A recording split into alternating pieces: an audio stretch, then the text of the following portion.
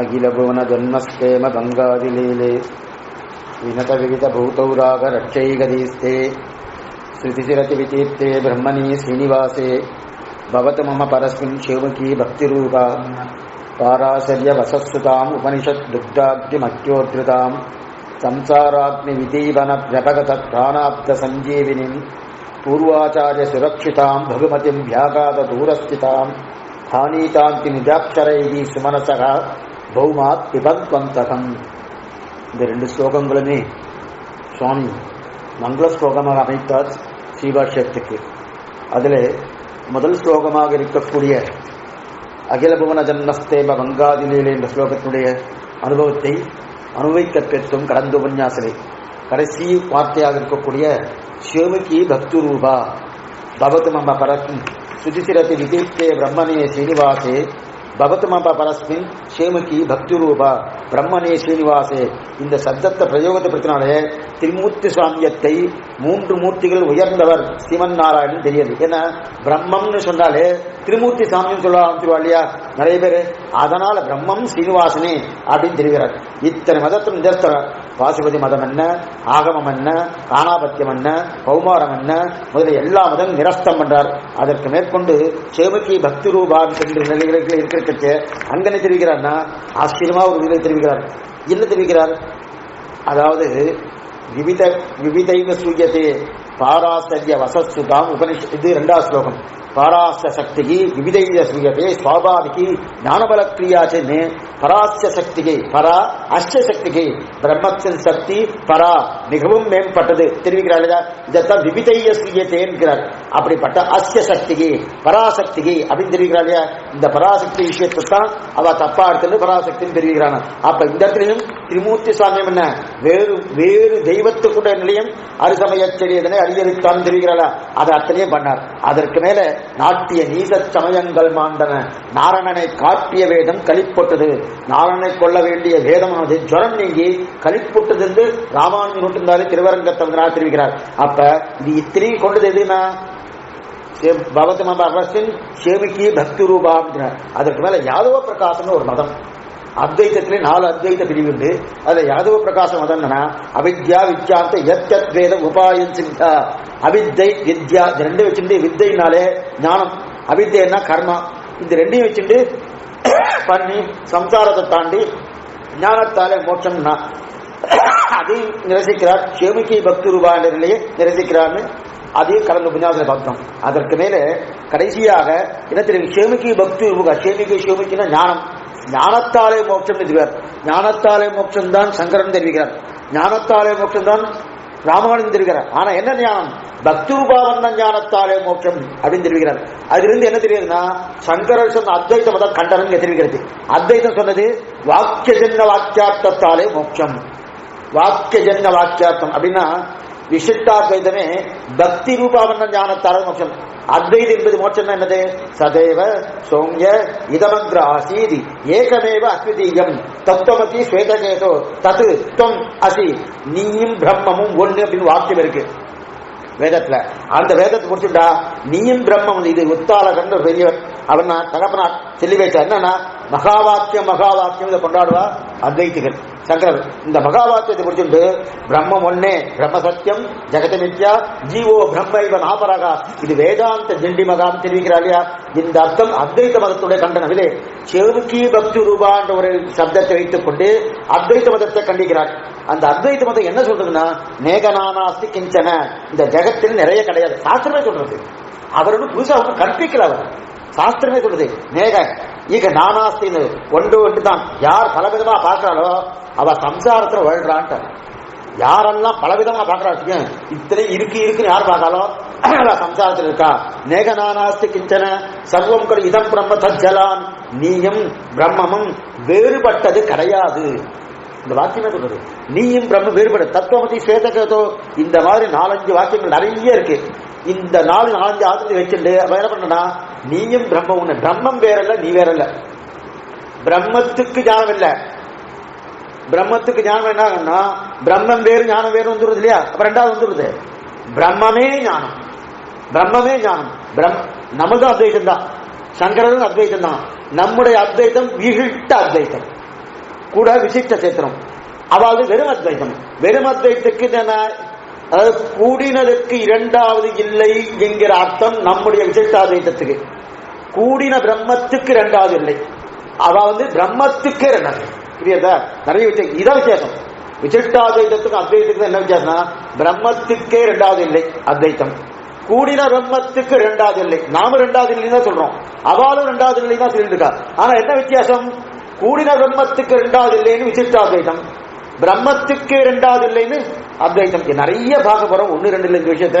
அவர் என்னென்ன ஆட்சேபங்கள் அதுக்கு தகுந்த மாதிரி பரிசீலிட்டு பெரிய விசாரம் பண்ற இதுக்கு இருக்கட்டும். இருந்தாலும் ஐயே அந்த மாதிரி சொல்றாருன்னா விசிஷ்டாத்வைத்தம் சொல்கிறார். இப்ப அவர்கள் என்ன செய்யறாருன்னா பிரம்மத்துக்கு அஜ்ஞானம் சொல்லிட்டு, இப்ப பிரம்மமே தானே, இப்ப பிரம்மம்னு தெரிஞ்சுன்னு வச்சுக்கேன். அப்ப இதெல்லாம் தெரியக்கூடாது இல்லையா?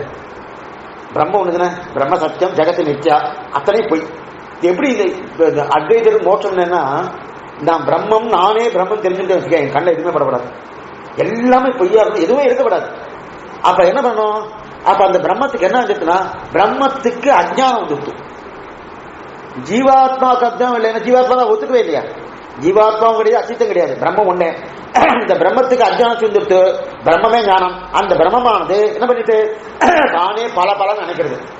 நான் பலவாக இருக்கேன், பலவாக இருக்கேன், இது தெரியுது, இது தெரியுது, இது தெரியுது, ஓ நானே பலவாக அப்படின்னு பிரமிக்கிறது. பிரமிக்கிறதுனால என்ன பிராந்தி, பிராந்தினால இதெல்லாம் இருக்குன்னு. இது போல இந்த சூரியன் நல்லா ஒளிவிட்டு இருக்கான், ஒளிவிட்டு கச்சே அந்த ஒளிவிடும் போது சூரியனுக்கு, ஏன்னா பிரம்மஸ்வரூபமே சூரிய பிரகாசம் தானே, பிரம்மஸ்வரூபமே நல்லா பிரகாசம் ஒளி விடுறதுன்னா பிரம்மத்துடைய ஸ்வரூபம். ஆனா அந்த ஒளி இருக்கக்கூடிய சூரியனிடத்துல ஏதோ இருட்டு இருக்குமா போல பிரம்மத்தினிடத்துல இது அஜ்ஞானம் இருக்கு. வெளிச்சத்தை கொடுக்கக்கூடிய இருட்டை விளக்கக்கூடிய சூரியனிடத்திலே இருட்டு ஒளிஞ்சுட்டு இருக்குன்னு யாரா சொல்லி நம்புவாளா? இந்த மாதிரி சங்கர தெரிவிக்கிறார். அதே போல பிரம்மத்திற்கு ஒரு இருட்டு இருக்கு, அந்த இருட்டு இறக்கிட்டுன்னா நேரம் மோட்சம் போயிடும். அந்த பிரம்மத்தை அஞ்ஞானம் வரைக்கும் மூடிக்கொண்டது. அது என்ன, எப்படி அந்த இருட்டு போடுறது? தத்துவமசின்னு ஒரு வாக்கியம், அந்த வாக்கியத்தை கேட்ட உடனே அந்த பிரம்மம் நான் பல கிடையாது அப்படி ஞானம் வந்துடுது. ஞானம் ஏற்பட்ட உடனே இது அத்தனை தெரியாது, அதுவே மோட்சம். மோட்சம் சீவையை கொண்டு இடம் கிடையாது. ஏன்னா அப்புறம் ரெண்டாவது வந்துடுறது, இதுவும் எல்லாமே போயிடுனா பிரம்மத்தை தவிர மற்ற அத்தனை போய். அப்ப முதல்ல சேவிக்கிறவே சுவாமி என்னன்னா இதுக்கு ரெண்டு விதமா இருக்கு, நிர்குண பிரம்மம் சகுன பிரம்மம்னு இருக்கு. நிர்குண பிரம்மம் சகுன பிரம்மம். சகுன பிரம்மம்னா என்னது? நல்லா பார்த்துட்டு இருக்கணும், இதெல்லாம் முதல்ல பார்த்து நல்லா சேவிக்கணும். பாசாதி பொருள் சேவிக்கணும். சேவிச்சு முடிச்சு ஆத்துக்கு வந்ததுக்கு அப்புறம் ஞானம் வந்ததுக்கு அப்புறம் பாசாதி பொய்ன்னு நினைக்கணும். என்ன சுவாமி இப்படி பேசுறேன்னா இதுதான் முதல்ல நிர்குண பிரம்மம், சகுன பிரம்மம், அடுத்து நிர்குண பிரம்மம். சகுனா இருக்குன்னு அர்த்தம். அதை தெரிஞ்சு முடிச்சதுக்கு அப்புறம் ஓ இது அத்தனை பொய் அப்படின்னு தெரிகிறாளையா? அப்ப தத்துவமசி வாக்கியம், அந்த தத்துவமசி வாக்கியத்தை கேட்ட உடனே அச்சுச்சியும் பிரம்ம அந்த ஞானம் ஏற்படுறது, அதுவே மோட்சம். அதுதான் அத்வைதம் தான். இப்ப இப்படி மோட்சம் இல்ல, பக்திரூபாவன்ன ஞானத்தாலே மோட்ச சாதனம். ஆக சேமகி பக்திரூபவா. அப்ப வெவ்வேறு சம்பிரதாயங்கள் எடுத்து கணிக்கிறாரே சுவாமி இதுல. அகில புவன ஜன்மஸ்தேப பங்காதிலீலே வினத விவித பூதௌராக ரட்சைகதீஸ்தே சுதிசிரதி விஜித்தே பிரம்மனே ஸ்ரீனிவாசே பகவதமம்ப பரஸ்மின் சேமக்கி பக்தி ரூபா. அப்ப வெவ்வேறு சமுதாயத்தை கண்டுகிறார். அதாவது யாராரா? அத்வைத மதத்தை, யாதவ பிரகாச மதத்தை, நையாயிகன், வைசேஷிகன், வேத வாக்கியர்கள், திரிமூர்த்தி சாமி சொல்லுவார், திருத்தீய பிரம்மம் சொல்லுவார், சாட்சிய பிரம்மன் சொல்பவர்கள், வேத வாக்கியர்கள், வேத புதிருஷ்டிகள், வேதம் பிரமாணம் இல்லை சொல்லக்கூடியது, அத்தனை பேரும் நினைத்தனம் பண்ணக்கூடிய ஸ்லோகம் தான் இந்த ஸ்லோகம். எல்லாத்தையும் தெரிவிக்கிறது. ஆக ஸ்ரீபாஷத்தில் என்னென்ன சொல்லப்பட்டதோ அதை அத்தனையும் 4 வரி ஸ்லோகத்தால் சுருக்கிட்டார். அகில புவன ஜன்மஸ்தேம பங்காதிலீலே காரணத்துவம். அதுக்கு மேல அவிரோத அத்தியாயம் அதுல வந்துட்டு வினத விவித பூதௌராக ரட்சைக தீஸ்தே, இது மற்ற 2 தீஸ்தே ஸ்ருதிசிரதி விஜித்தே பிரம்மனே சீனிவாசே, அப்படிப்பட்டவன் எங்க சொல்றான்? ஸ்ருதியின் உச்சக்கட்டத்தில் இருக்கக்கூடிய வேதாந்த விழிப்புணாக இருக்கக்கூடிய நந்தா விளக்கே அலத்தக்கரியா என்று ஆழ்வார் தெரிவித்தவள அதிலே சொல்லப்படுது பிரம்மனே. அப்படிப்பட்ட பிரம்மம் யாரு? சீனிவாசன் சொல்லப்பட்டது. பிரம்மனே சீனிவாசே, அவனே ஜெகத்காரண வஸ்து பகவத் மம பரஸ்மின். அப்படிப்பட்ட அந்த பிரம்மம் எனக்கு பக்திரூபாவண்ண ஞானத்தை பிரார்த்திக்கும்படியாக அமைக்கிறார். அந்த ஸ்லோகத்தை சுவாமி எம்பெருமானார். பகவத் மம பரஸ்மின் சிவபக்தி பக்தி ரூபான்னு இது முதல் ஸ்லோகம். ரொம்ப சுருக்கமா பார்த்திருக்கோம். பின்னாடி வச்சு அங்கங்க என்னென்ன விஷயமா சொல்றேன். அடுத்து இரண்டாவது ஸ்லோகம்.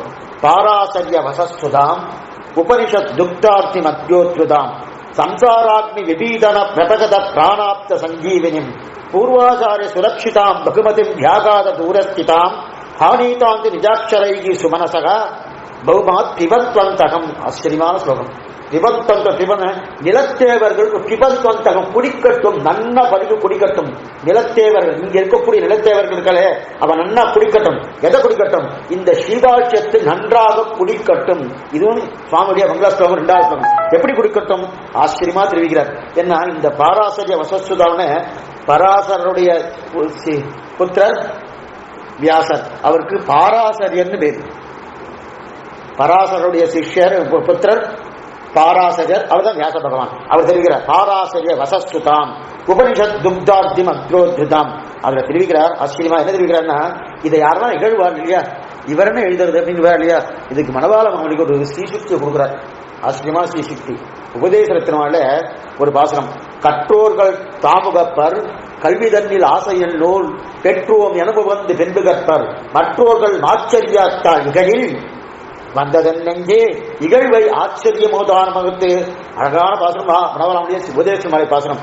கற்றோர்கள் தாமுகப்பர் கல்வி தன்னில் ஆசையுள்ளோர் பெற்றோம் எனவு வந்து பெண்பு கற்பர் மற்றோர்கள் ஆச்சரியத்தால் இகழில். படித்தவன் சடக்குன்னு வந்தா நான் பாடியிருப்பது உண்மை என்று ஒத்துக்கொள்வேன். இந்த பாசனம் இருக்கே, இந்த உபதேசத்தை வந்த பாசனம் இருக்கே, நன்னா படித்தவன் நல்ல வித்வானாக இருக்கக்கூடியவன் இதை பார்த்தால் நிச்சயமா ஒத்துக்கொள்வன். கற்றுக்கொள்ளும் இந்த தினந்தோடு வந்தா அவனுக்கு ஏற்கனவே ஞானம் இருக்கணும் அப்படின்னு சொல்லல, ஏற்கனவே ஞானம் இருக்கணும் சொல்ல, ஞானம் இருக்க வேண்டாம். ஆனா கத்துக்கணும்னு ஒரு எண்ணம் இருந்தால போறோம், உண்மையான பொருளை கத்துக்கணும் எண்ணம் இருந்தா போறோம், திறந்த மனதோடு வந்தா போறோம். அப்பேற்பட்ட விதி கிடைச்சதே என்று இந்த உபதேசத்தினால பெற்று பின்பு கற்பர், நன்னா கற்பர். ஏன்னா நடுநிலைமையாளனா இருக்கணும். ஓ, அவன் வைஷ்ணவனா இருக்குன்றவனும் இல்ல, அவன் அத்வைத்தியா இருக்குன்ற அவசியம் இல்லை, எப்படி இருந்தவனும் இருக்கணும். நடுநிலைமையாக இருந்துட்டானா அவன் இந்த நிலையை கத்தானால் உபதேசமா பெற்று பின்பு கற்பர். மேலும் யாரோ ஆச்சரியத்தால் என்ன இகழில் இவரன எழுதுறது இவரன எழுதுறது இவரன எழுதுறது இவரன பெரியவரா இவர் எழுதுறாங்க இகழில் அந்த மாதிரி எழுந்தா நமக்கு என்ன இகழ்ந்து கொண்டேதான் இருக்கிறாங்க. அது அப்படியே இருக்கட்டும். நமக்கு கற்றோர்கள் முக்கியமே கிடையாது, கற்கணம் என்கிற ஆசை இருக்கிறவர்கள் முக்கியமே தவிர இகழப்பவர்கள் இகழ்ந்து கொண்டே இருக்கட்டும். ஏன்னா இகழ்கிறவனுக்கு கற்கணம் என்ற ஆசை இல்லையே. கற்கணம் என்று நடுநிலையாளையாக இருந்தான் என்றால் அவனுக்கு இகழ வேண்டிய அவசியமே இல்லையே. இதை நல்லா எடுத்துட்டு இருப்பானே. யார் இகழா? அவனுக்கு கற்கணும் என்று ஆசை கிடையாது, தெரிஞ்சுக்கணும் உண்மையான அறிவு வரணும் என்ற ஆசை கிடையாது. அதனால இகழப்போகிறான். இகழ்வன் எழுந்து கொண்டே இருக்கட்டும். அதே போல என்னுடைய ஸ்ரீபாஷ்யத்தை யாரெல்லாம் கற்கணும் என்று இருக்கிறார்களோ அவர்கள் நன்னா கற்கட்டும், இந்த பானத்தை நன்றாக அருந்தட்டும். அதே போலனா இது முன்னாடி இது பின்னாடி. இதை கொண்டு போய் அங்க சேர்க்க முடியாது. எதை உதயசிவால் பின்னாடி ஏற்பட்டது, ஸ்ரீபாஷ்யம் முன்னாடி ஏற்பட்டது. நம்ம சும்மா இதுக்கு திட்டாததுக்கு அதே போல சொன்னதை தவிர முதல்ல அவரு தான், சுவாமி எம்பெருமானார் தான். அப்ப இது நல்லா படுகலாம். எப்படி பண்ணலாம்? கல்வி தன்னில் ஆசையுள்ளோர் பெற்றோம். நமக்கு இதுல படிக்கணும் ஆசை இருக்கு, உண்மை அறிவு வரணும்னா பெற்றோம் தெரிவிக்கிறார் இல்லையா? அதான் சுமனசகான பௌமா திவந்தந்தகம், நல்ல மனது படைத்தவர்களான நிலத்தேவர்கள்னா அதாவது நித்திய சூரிகள் இருக்கு இல்லையா, நிலத்தேவர்கள். அவ அங்க இருக்கா, இவ நிலத்துல இருக்கா. இவாளுக்கு என்னாச்சுன்னா அவ நித்திய சூரி, இவர் நிலத்தேவர்கள். இங்கே இருந்து நித்திய சூரிகளா இருக்கிறவர்களுக்கு தான் நிலத்தேவர்கள். உண்மை அறிவு பெற்றவர்கள் தான் நிலத்தேவர்கள் தெரியுது. ஆழ்வாருடைய சப்தம் இவாள புதுசா போட்டுக்கிறது இல்ல. நிலத்தேவன் சப்தம் ஆழ்வாருடைய சப்தம், ஆழ்வார் சப்தம். மூல உண்டு விழுந்த முதல்வா என்ற சப்தத்தை முதல்ல ஆழ்வார் தான் போட்டார். அதுக்கப்புறம் இவாலாம் எழுதி முதல்வான்னு இவா போட்டுக்கிறார். இவதான் அது மகளிர் என்ற சப்தமும் முதல்ல ஆழ்வார் தான் போட்டார். முதல்ல பண்ணது ஆழ்வார் தான். இதுக்கு சொல்ல வந்தேன்னா, ஆக சிம்மமசகா பௌமா சுபந்தந்தகம். ஆக நம்முடைய அபிப்பிராயம் இதுல ஒண்ணுமே கிடையாது. நம்முடைய அபிப்பிராயம் இதுல ஒண்ணுமே கிடையாது. திறந்த மனதோடு வந்தால் அவர்களுக்கு இது நன்றாக பருகக்கூடிய நிலையில் இருக்கணும். நமக்கும் ஆராய்ச்சி பண்ணலாம், எந்த நிலையும் ஆராயலாம். நீங்க வந்து ஆராய்ச்சி பண்ணிக்கோ, இது உண்மையா நிலையா இருக்கா இல்லையா. யார் சுவாமியுடைய வாக்கியம், எம்பெருமானார் ஸ்ரீ பாஷ்யக்காருடைய வாக்கியம். நல்லா ஆராய்ச்சி பண்ணுங்க. ஆராய்ச்சி பண்ணி இது வைத்தவர் தான் வரணும்னு கிடையாது, நடுநிலையாக இருக்கக்கூடிய நன்னாக ஸ்திரமாக இருக்கக்கூடிய அதை வந்து பண்ணாலே எந்த வாதத்துக்கு என்ன முடியுமோ அவர்கள் முடிவண்ணிக் கொள்ளலாம். இது எந்த வாதம் எந்த விஷயம் நினைக்கணும். ஏன் நான் இவர்கள் இவருடைய நிலை என்னன்னா, இவாளுக்கு எப்பவுமே நடுநிலையாக இருந்ததே பழக்கம். சுமனசகா ஒரு நடுநிலையாளர், சுமனசகா நடுநிலையாளர்னு அர்த்தம். நடுநிலையாளர்கள் என்ற அர்த்தம். நடுநிலையாளர்கள் ஒரு பக்கம் சாய பார்த்தால் வேதாந்த அர்த்தமே புரியாது. நான் இதை முடிவு பண்ணிட்டேன், நான் ஒரு பக்கம் சாயணும் என்னன்னா, ஏன்னா நான் இதுதான் முடிவு பண்ணிட்டேன், இதை கொண்டு போய் அதை சேர்க்க போறேன் அப்படின்னா அப்ப அர்த்தம் புரியாது. ஏற்கனவே இந்த முடிவை நீ எடுத்துடக்கூடாது. அதுல என்ன அத்வைத்தை அப்படிதான் பண்ண, நான் அத்வைத்தை தான் முடிவு பண்ணிட்டேன், இந்த அத்வைத்தை கொண்டு போய் இந்த வேதத்தை கொண்டு போய் சேர்க்கிறேன் பாரு, எப்படி சேர்க்கிறேன் பாரு, அவருடைய வாக்கியம். ஆனா எம்பெருமானார் வாக்கியம் இதெல்லாம் ஆராய்ந்து பார்த்தேன், இத்தனையும் பிரம்மசூத்திரத்தை பூர்த்தி ஆராய்ந்து பார்த்தேன். ஆராய்ந்து பார்த்து அவைகள் அத்தனையும் இவற்றைத்தான் சொல்லுகிறது என்று என்னுடைய அபிப்பிராயம். அதுதான் இது ரெண்டுத்துக்கும் நிறைய வித்தியாசம் இருக்கு. இங்க இருக்கிறத நான் சொல்றேன்னு சொல்றதுக்கும் நான் சொன்னதை இதுல காண்பிக்கிறேன்னு சொல்றதுக்கும் நிறைய வித்தியாசம் இருக்குது. நான் சொன்னதை வேதத்தில் காட்டி கொடுக்கிறேன் சொன்னது அந்த வித்தியாசம். வேதத்தில் என்ன இருக்கோ அதை நான் காட்டி கொடுக்கிறேன்னு சொல்றது பாஷ்யக்காரர், அதான் வித்தியாசம். ஆக ஆராய்ச்சி பண்ணி பார்த்தால் அவை அத்தனையும் நோக்கி இதிலே தெரிவிக்கிறா இல்லையா, அது இதுதான் என் சித்தாந்தம் முடிவு பண்ணிட்டேன் நிலை கிடையாதுங்க. சூத்திர வாக்கியங்கள்லாம் இவைகளிடத்திலே போய் சேருகின்றன, இவைகள் தான் முடிவாக தெரிகிறது அப்படின்னு தெரியுதா. அப்ப ஆரம்பத்திலே வித்தியாசம் தெரியுதா இல்லையா. நடுமலையோடு இந்த கிரந்தத்தை வாசித்து பாருங்கள். பௌமா பிபந்தகம், இதை நித்தியம் குடிக்கணும். பௌமா பிபந்தகம் நித்தியம் குடிக்கணும். நித்தியம் எப்படி குடிக்கணும்னா ஒரு ஆண்டுக்கு ஒரு தடவை இல்ல, நித்தியமா குடிக்கணும். என்ன சீபாஷ்யம் நித்தியம் செவிக்கணுமா. சீபாஷ்யத்தை ஆதி காலத்துல சன்னதிலேயே நித்தியமே செவிச்சிருக்கிறதா நிறைய எவிடன்ஸ் எல்லாம் இருக்கு. இப்ப அது விட்டு போயிருக்கு. அதே மாதிரி ஈடு வியாக்கியான சாத்துமரை நித்தியம் செவிச்சிருக்கா அந்த காலத்துல, பெரிய பெரிய கோயிலாம் செவிச்சிருக்கா. ஆனா இன்னைக்கு அதெல்லாம் விட்டு போயிடுச்சு, எப்படி போயிடுச்சு தெரியல. இருக்கணும் பௌமா திவந்தந்தகம் நித்தியம் கொடுக்கணும், ஆண்டுக்கு ஒரு தடவை நித்தியமா கொடுக்கணும், நித்தியமாக உபாயமாக கொள்ளணும். ஏன்றால் இதுவே மோட்சத்துக்கு வழிகாட்டியபடியால் அமிர்தத்தை குடிக்குமா போல குடிக்கட்டும். அமிர்தம் இல்லையா பௌமாத்தி குடிக்கட்டும். ஏன் இதுல கட்டம் என்னன்னா, அந்த அமிர்தம் எப்படி வந்தது, இந்த அமிர்தம் எப்படி சரி சுவாமி பௌமா பிபந்தந்தகம் அமிர்தம் அமிர்தம் இந்த அமிர்தம் எப்படி இருந்ததுன்னா எப்படி கிடைச்சதுன்னா இது எங்க கிடைச்சது, முதல்ல எங்க கிடந்தது, முதல்ல அது பார்க்கலாம். பாராசரிய வசஸ்துதாம், பாராசரிய வசஸ்துதாம் உபரியில் துக்தாதி மத்ரோத்ருதாம், பெரிய அமிர்தம். சுதாம் சுதாம்னா அதாவது வாக்கான அமிர்தம். வசஸ்துதாம் சுதான் சுதான அமிர்தம் அர்த்தம். சுதான சில பேர் வச்சுருப்பா, அமிர்தம் அர்த்தம். அப்ப பாராசரிய வசஸ்துதாம் உபனிஷத் துக்தாதி மதம், வாக்கான அமிர்தம். எப்படிப்பட்ட அமிர்தம், பராசருடைய பிள்ளைக்கு பாராசரியன்னு பேரு. பராசருடைய பிள்ளைக்கு பாராசரன். பராசர தன் பிள்ளையை பத்தி பகவானும் நம்ம கொண்டாடுறார். பராசரர் பாராசரிய வசஸ்துதாம் பிள்ளையை ரொம்ப கொண்டாடுறார். மைத்ரேயை பார்த்து கேட்கிறார். அதாவது அந்த நாட்களை பிள்ளையெல்லாம் தகப்பனார் கொண்டாடவே கூடாது, சாஸ்திரமே சொல்றது. யார் எப்படி எப்படி கொண்டாடணும்னு சொல்லியிருக்கு. அதுக்கு ஒரு நீதி சாஸ்திரமே இருக்கு. யார் எப்படி எப்படி கொண்டாடணும்னா இவாரை எப்படி கொண்டாடணும், அவாரை எப்படி கொண்டாடணும், அது பிள்ளையை கொண்டாடவே சொல்லியிருக்கு. இந்த நீதி சாஸ்திரம் கத்தட்சே குருவஸ்துத்யகா, ஆச்சார கண் முன்னாடி பார்த்த உடனே கொண்டாடுன்னு சொல்லிட்டு. அதைத்தான் எங்க இருப்பா திருக்கோட்டி நம்முடைய திருமாளிகை எங்க இருக்குன்னு கேட்டார், அது அங்க இருக்கு அப்படின்னு அனாதரத்தோடு அவர்கள்லாம் சொன்னா. இவ எங்க சொன்னாரோ அங்கே கீழ் வந்து செவிச்சுட்டே போறார். பிரத்யக்ஷே குருவஸ்துத்யகா, குருவை எங்க பார்த்தாலும் ஆச்சாரன் எங்க பார்த்தாலும் உடனே வீடு செவிச்சணும். அங்கதான் வந்துட்டு இருக்காரு, இங்கேயே வீடு செவிச்சிடணும், கிட்டக்க போய் செவிக்கணும். பிரத்யக்ஷே குருவஸ்துத்யகா, கண் முன்னாடி ஆச்சார பார்த்து செவிச்சுட்டு அப்படின்னு. பரோட்சே மித்திரபாந்தவகா, மித்திரர்களா பந்துக்கள், பந்துக்கள்லாம் எப்படி இருக்குன்னா அவ கிளம்பி போனதுக்கு அப்புறம் கொண்டாடணும். இருக்கச்ச கொண்டாட்டம் இன்னும் 4 நாள் இருந்துருவாரா. நீர் சாஸ்திரம் சொல்றது இருக்கிறதே இருந்துட்டானா 4 நாள் இருந்தா என்ன சொல்றது, இருக்க வேண்டாமா, நான் இருக்கலாம் தானவா, ஒன்றும் தப்பு ஒன்றும் கிடையாது. ஆனா வேற வேற மம்பெல்லாம் வந்துட்டு எப்படிப்பட்ட உறவுகளா இருக்கணும், நல்ல விதத்தாவனை வாழ்வார் கொண்ட வேண்டீர் மக்கள் என்று ஆழ்வார் தெரிவிக்கிறார் இல்லையா. அந்த உறவுகள் தான் என்ன இருக்கும், கொண்ட வேண்டீர் மக்கள் சுற்றத்தவர் அபாவம் தான் பிரயோஜனம் இல்லை. அதனால தான் தெரிவிக்கிறார். பரோக்தே மித்திரபாந்தமாக, மித்திரர்கள் நண்பன் பந்துக்களையும் என்ன பண்ணோம், கிளம்பி போனதுக்கு அப்புறம் கொண்டாடணும். இருக்கச்ச கொண்டாடா இங்கே எடுத்துடணும். அதுக்கு மேல காரியாந்தே விருத்த வர்க்கா, காரியாந்தே விருத்த வர்க்கன்னா நம்ம வேலைக்காரினா இருக்கா இல்லையா, வேலை செய்யறவா, காரியம் முடிச்சதுக்கு அப்புறம் தான் அவ வந்து கொண்டாடணும். காரியம் முடிஞ்சு என்ன பண்ணுவே, ரொம்ப நாளா பண்ணுவே, இதெல்லாம் சாதிச்சுடுவே அப்படின்னு சொல்லியாச்சுன்னா அவர் தான் கொண்டாடிட்டு இருக்க, நம்ம பண்ணமானு விட்டுட்டு போயிடுவாங்க. அதனால காரியம் முடிஞ்சதுக்கு அப்புறம் வேலைக்காரர்கள் கொண்டாடு, அதுக்கப்புறம் கூட குறுக்க கொண்டாடினா வேலையை விட்டுடுவா அப்படின்னு சொல்லிட்டா. தன் பிள்ளையை பற்றி சொல்லும் போது எப்பவுமே கொண்டாடாது. தன் பிள்ளையை பற்றி சொல்லும் போது இந்த நீதி சாஸ்திரம் பாருங்க, எப்பவுமே கொண்டாடாது. இன்னைக்கு பிள்ளையை தட்டி கொடுத்து ரொம்ப நாளா அதனை தீர்த்தம் கொண்டு கொடுத்ததுக்கு அப்புறம் தேங்க்ஸ் சொல்லணும், நன்றி கொண்டு கொடுத்து அப்படின்னு சொன்னா அப்படிப்பட்ட காலமாயிடுச்சு. எதுக்கு சொல்ல வந்தா சாஸ்திரம் அப்படி சொல்லல, பிள்ளையை எப்பவுமே கொண்டாடாது. ஆனா இவர் கொண்டாடுறார், இவர் கொண்டாடுற எதுக்கு கொண்டாடுனா இந்த நிலையில வந்துட்டுனா வயிற்று பிள்ளை வந்து எப்பவுமே கொண்டாட சொல்லி இவ கொண்டாடுற என்ன காரணம், மகாபாரதத்தை எழுதுவது என் பிள்ளையை தவிர யாருக்கு முடியும், மைத்திரேயத்தை சொல்லிக்கிறார். என் பிள்ளையை தவிர யாரால எழுத முடியும் அப்படின்றது. ஏன்னா வேதவாசருக்கு மகாபாரதம் எழுதிருக்க பிள்ளை வேற யாரு முடியும் உண்டான்னா மைத்திரேயருக்கு ஒரே ஆனந்தம். இவர் இந்த மன செஞ்சவே மாட்டாரு, இப்படி சொல்றாரு. இப்படி கொண்டாடுறான்னா பிள்ளை என்பதற்காக இவர் கொண்டாடல, பகவத் பந்து என்பதற்காக கொண்டாடுறார். நல்லா பார்த்துக்கோ, தம்பிள்ளதுக்காக கொண்டாடல, வியாசரை கொண்டாடல, பாராசரியா இருக்குன்னா தம்பிள்ளதுக்காக கொண்டாடல. ஏன் எதுக்கு வரும்னா மகாவித்வான் பாகவதன் அப்படிப்பட்ட கொண்டாடணும். இப்பேற்பட்ட சாஸ்திரத்தை உலகத்துக்கு கொடுத்துருக்கானே, வேற யார் கொடுப்பா? என் பிள்ளை தான் மகாபாரதம் எழுதுறதுக்கு. இத்தனைக்கும் பிரம்மசூத்திரம் எழுதி முடிச்சதுக்கு அப்புறம் தான் மகாபாரதமே எழுதினது. இதெல்லாம் பெரிய ஆராய்ச்சி பண்ணியிருக்காங்க நம்முடைய பூர்வர்கள், ரொம்ப நல்லா பண்ணியிருக்காங்க. வியாசனுடைய நிலை என்ன, பின்னாடி வரைச்சு வியாசனுடைய பெருமையை ஒன்றும், அவருக்கு சிஷ்யர்கள் என்ன, அவருக்கு சிஷ்யர் என்னென்ன பண்ணா, இந்த வேதத்தை எப்படி கடைஞ்சார், எப்படி நிலை பண்ணி கொண்டு வந்தாருன்னு பின்னாடி வரைச்சு அங்கங்க வரைச்ச சொல்லிட்டு இருக்கேன். இதுக்கு அதுக்கு தனியாக வச்சுருந்தா இது நிறைய டைம் ஆகிடும்.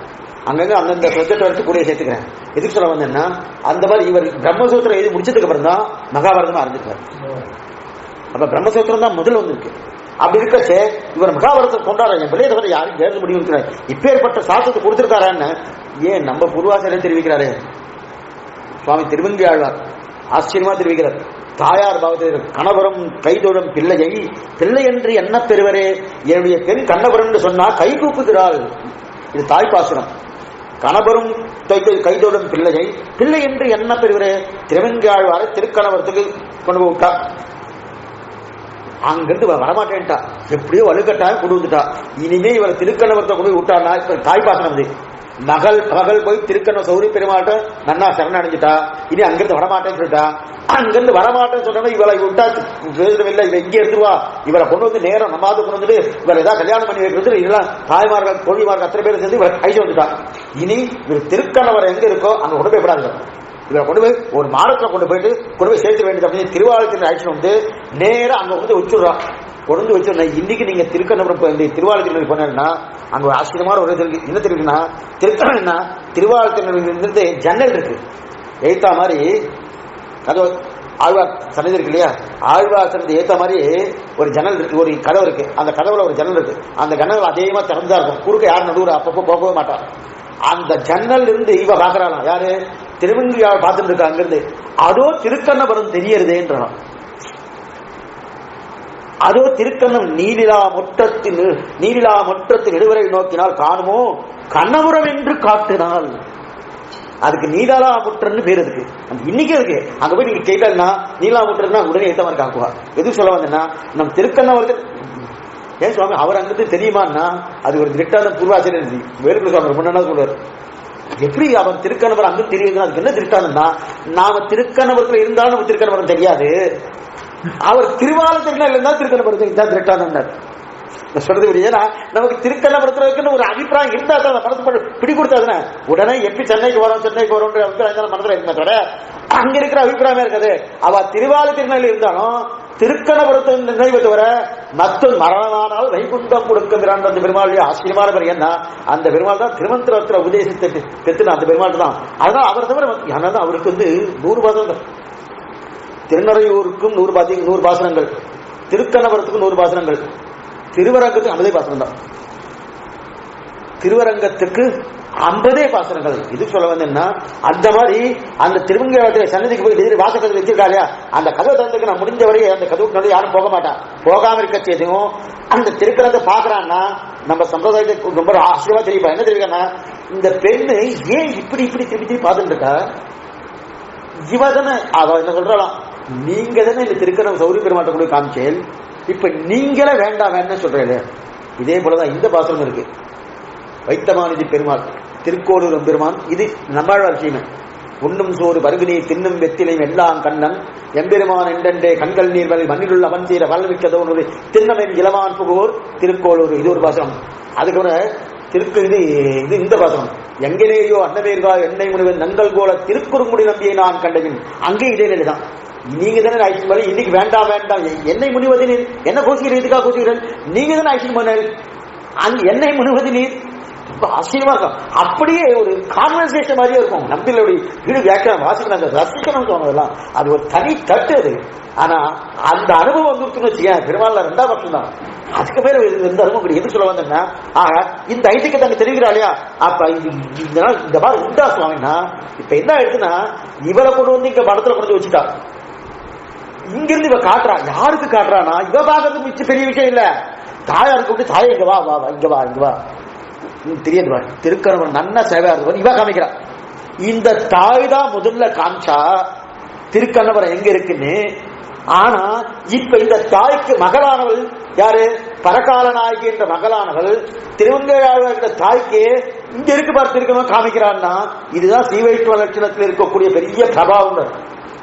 எந்த ஆச்சாரியன் பெருமாளை காட்டி கொடுக்கிறானோ அந்த பெருமாளையே மறுபடியும் காட்டக்கூடிய ஒரு பிரபாவம் இந்த சிஷ்யனை கொண்டு. இது தப்பு இல்லையா? நான் பார்த்து இந்த பெருமாள் நீ என்ன காட்டியா கேட்கல மாட்டார். நான் தானே இந்த பெருமாள் உனக்கு காட்டி கொடுத்தேன். என்ன இந்த ஆச்சாரோட உபதேசம் எப்படி இருக்குன்னா, அது மறுபடியும் திருப்பி இந்த சிஷ்யனே ஆச்சாரனுக்கு காட்டும்படியாக ஆச்சாரோட உபதேசம் இருக்குமா? நம்ம எப்படி எடுத்துக்கணும் அர்த்தம். நான் உடனே என்ன தப்பா எடுத்துக்கோன்னா, நான் தானே உனக்கு காமிச்சேன், நீ என்ன காமிக்கிறது, அது அர்த்தம் இல்ல. ஆச்சாரியன் காட்டி கொடுத்த உபதேசமானது, அந்த சொன்ன உபதேசமானது பெருமாளையே இத்தனை வைபம் பெற்ற பெருமாளை தன்னுடைய ஆச்சாரனுக்கு மறுபடியும் காட்டி கொடுக்கும் அளவுக்கு வைபம் படிச்சிருக்க ஆச்சாரோட உபதேசம். நான் சொல்றது புரியுதா?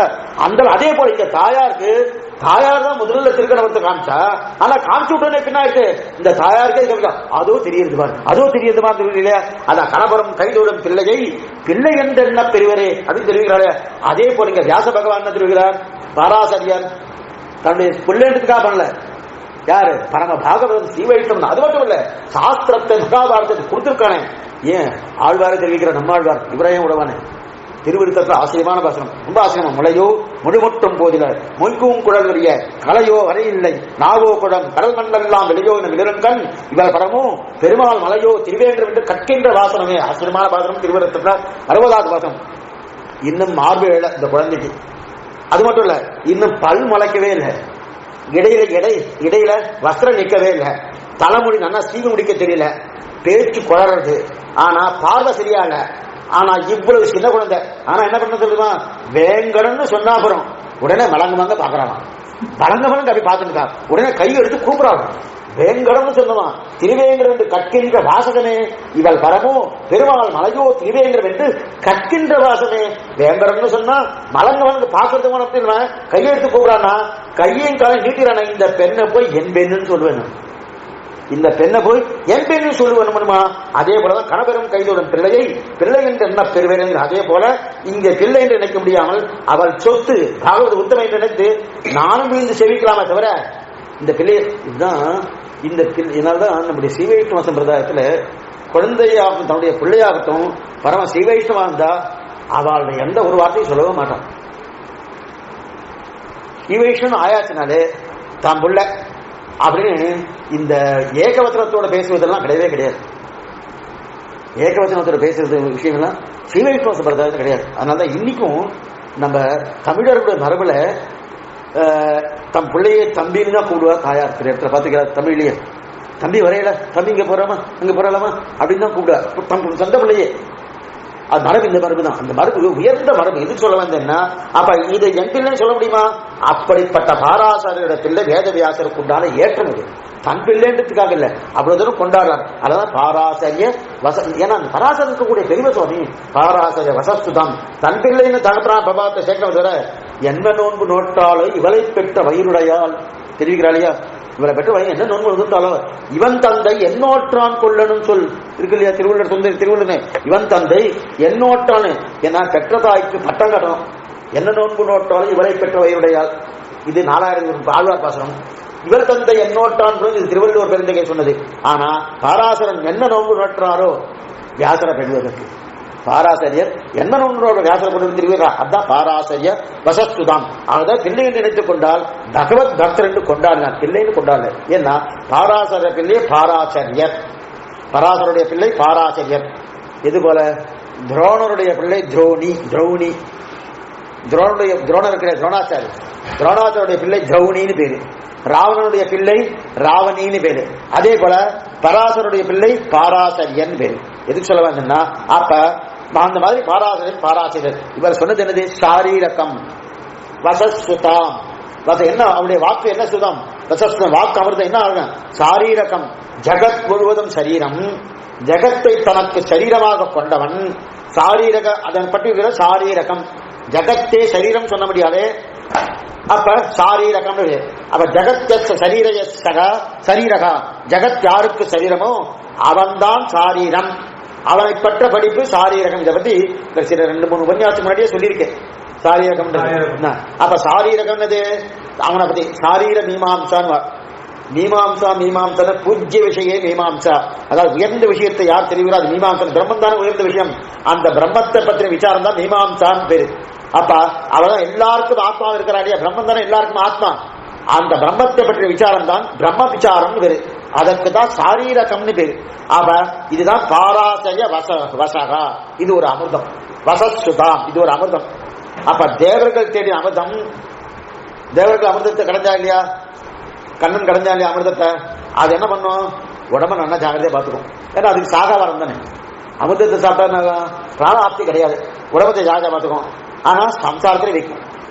இங்கே எனக்கு ஸ்ரீவைகுண்ட ஐக்கியம் போடுறதா? ஸ்ரீவைகுண்ட ஐக்கியம் போறாம தான் எல்லாம் அந்த அமிர்தத்துக்கு புருவாக்கலாம். அந்த அமிர்தம் தேவைப்படுவா. அந்த அமிர்தம் உப்பு காடல், உப்பு சாருங்க.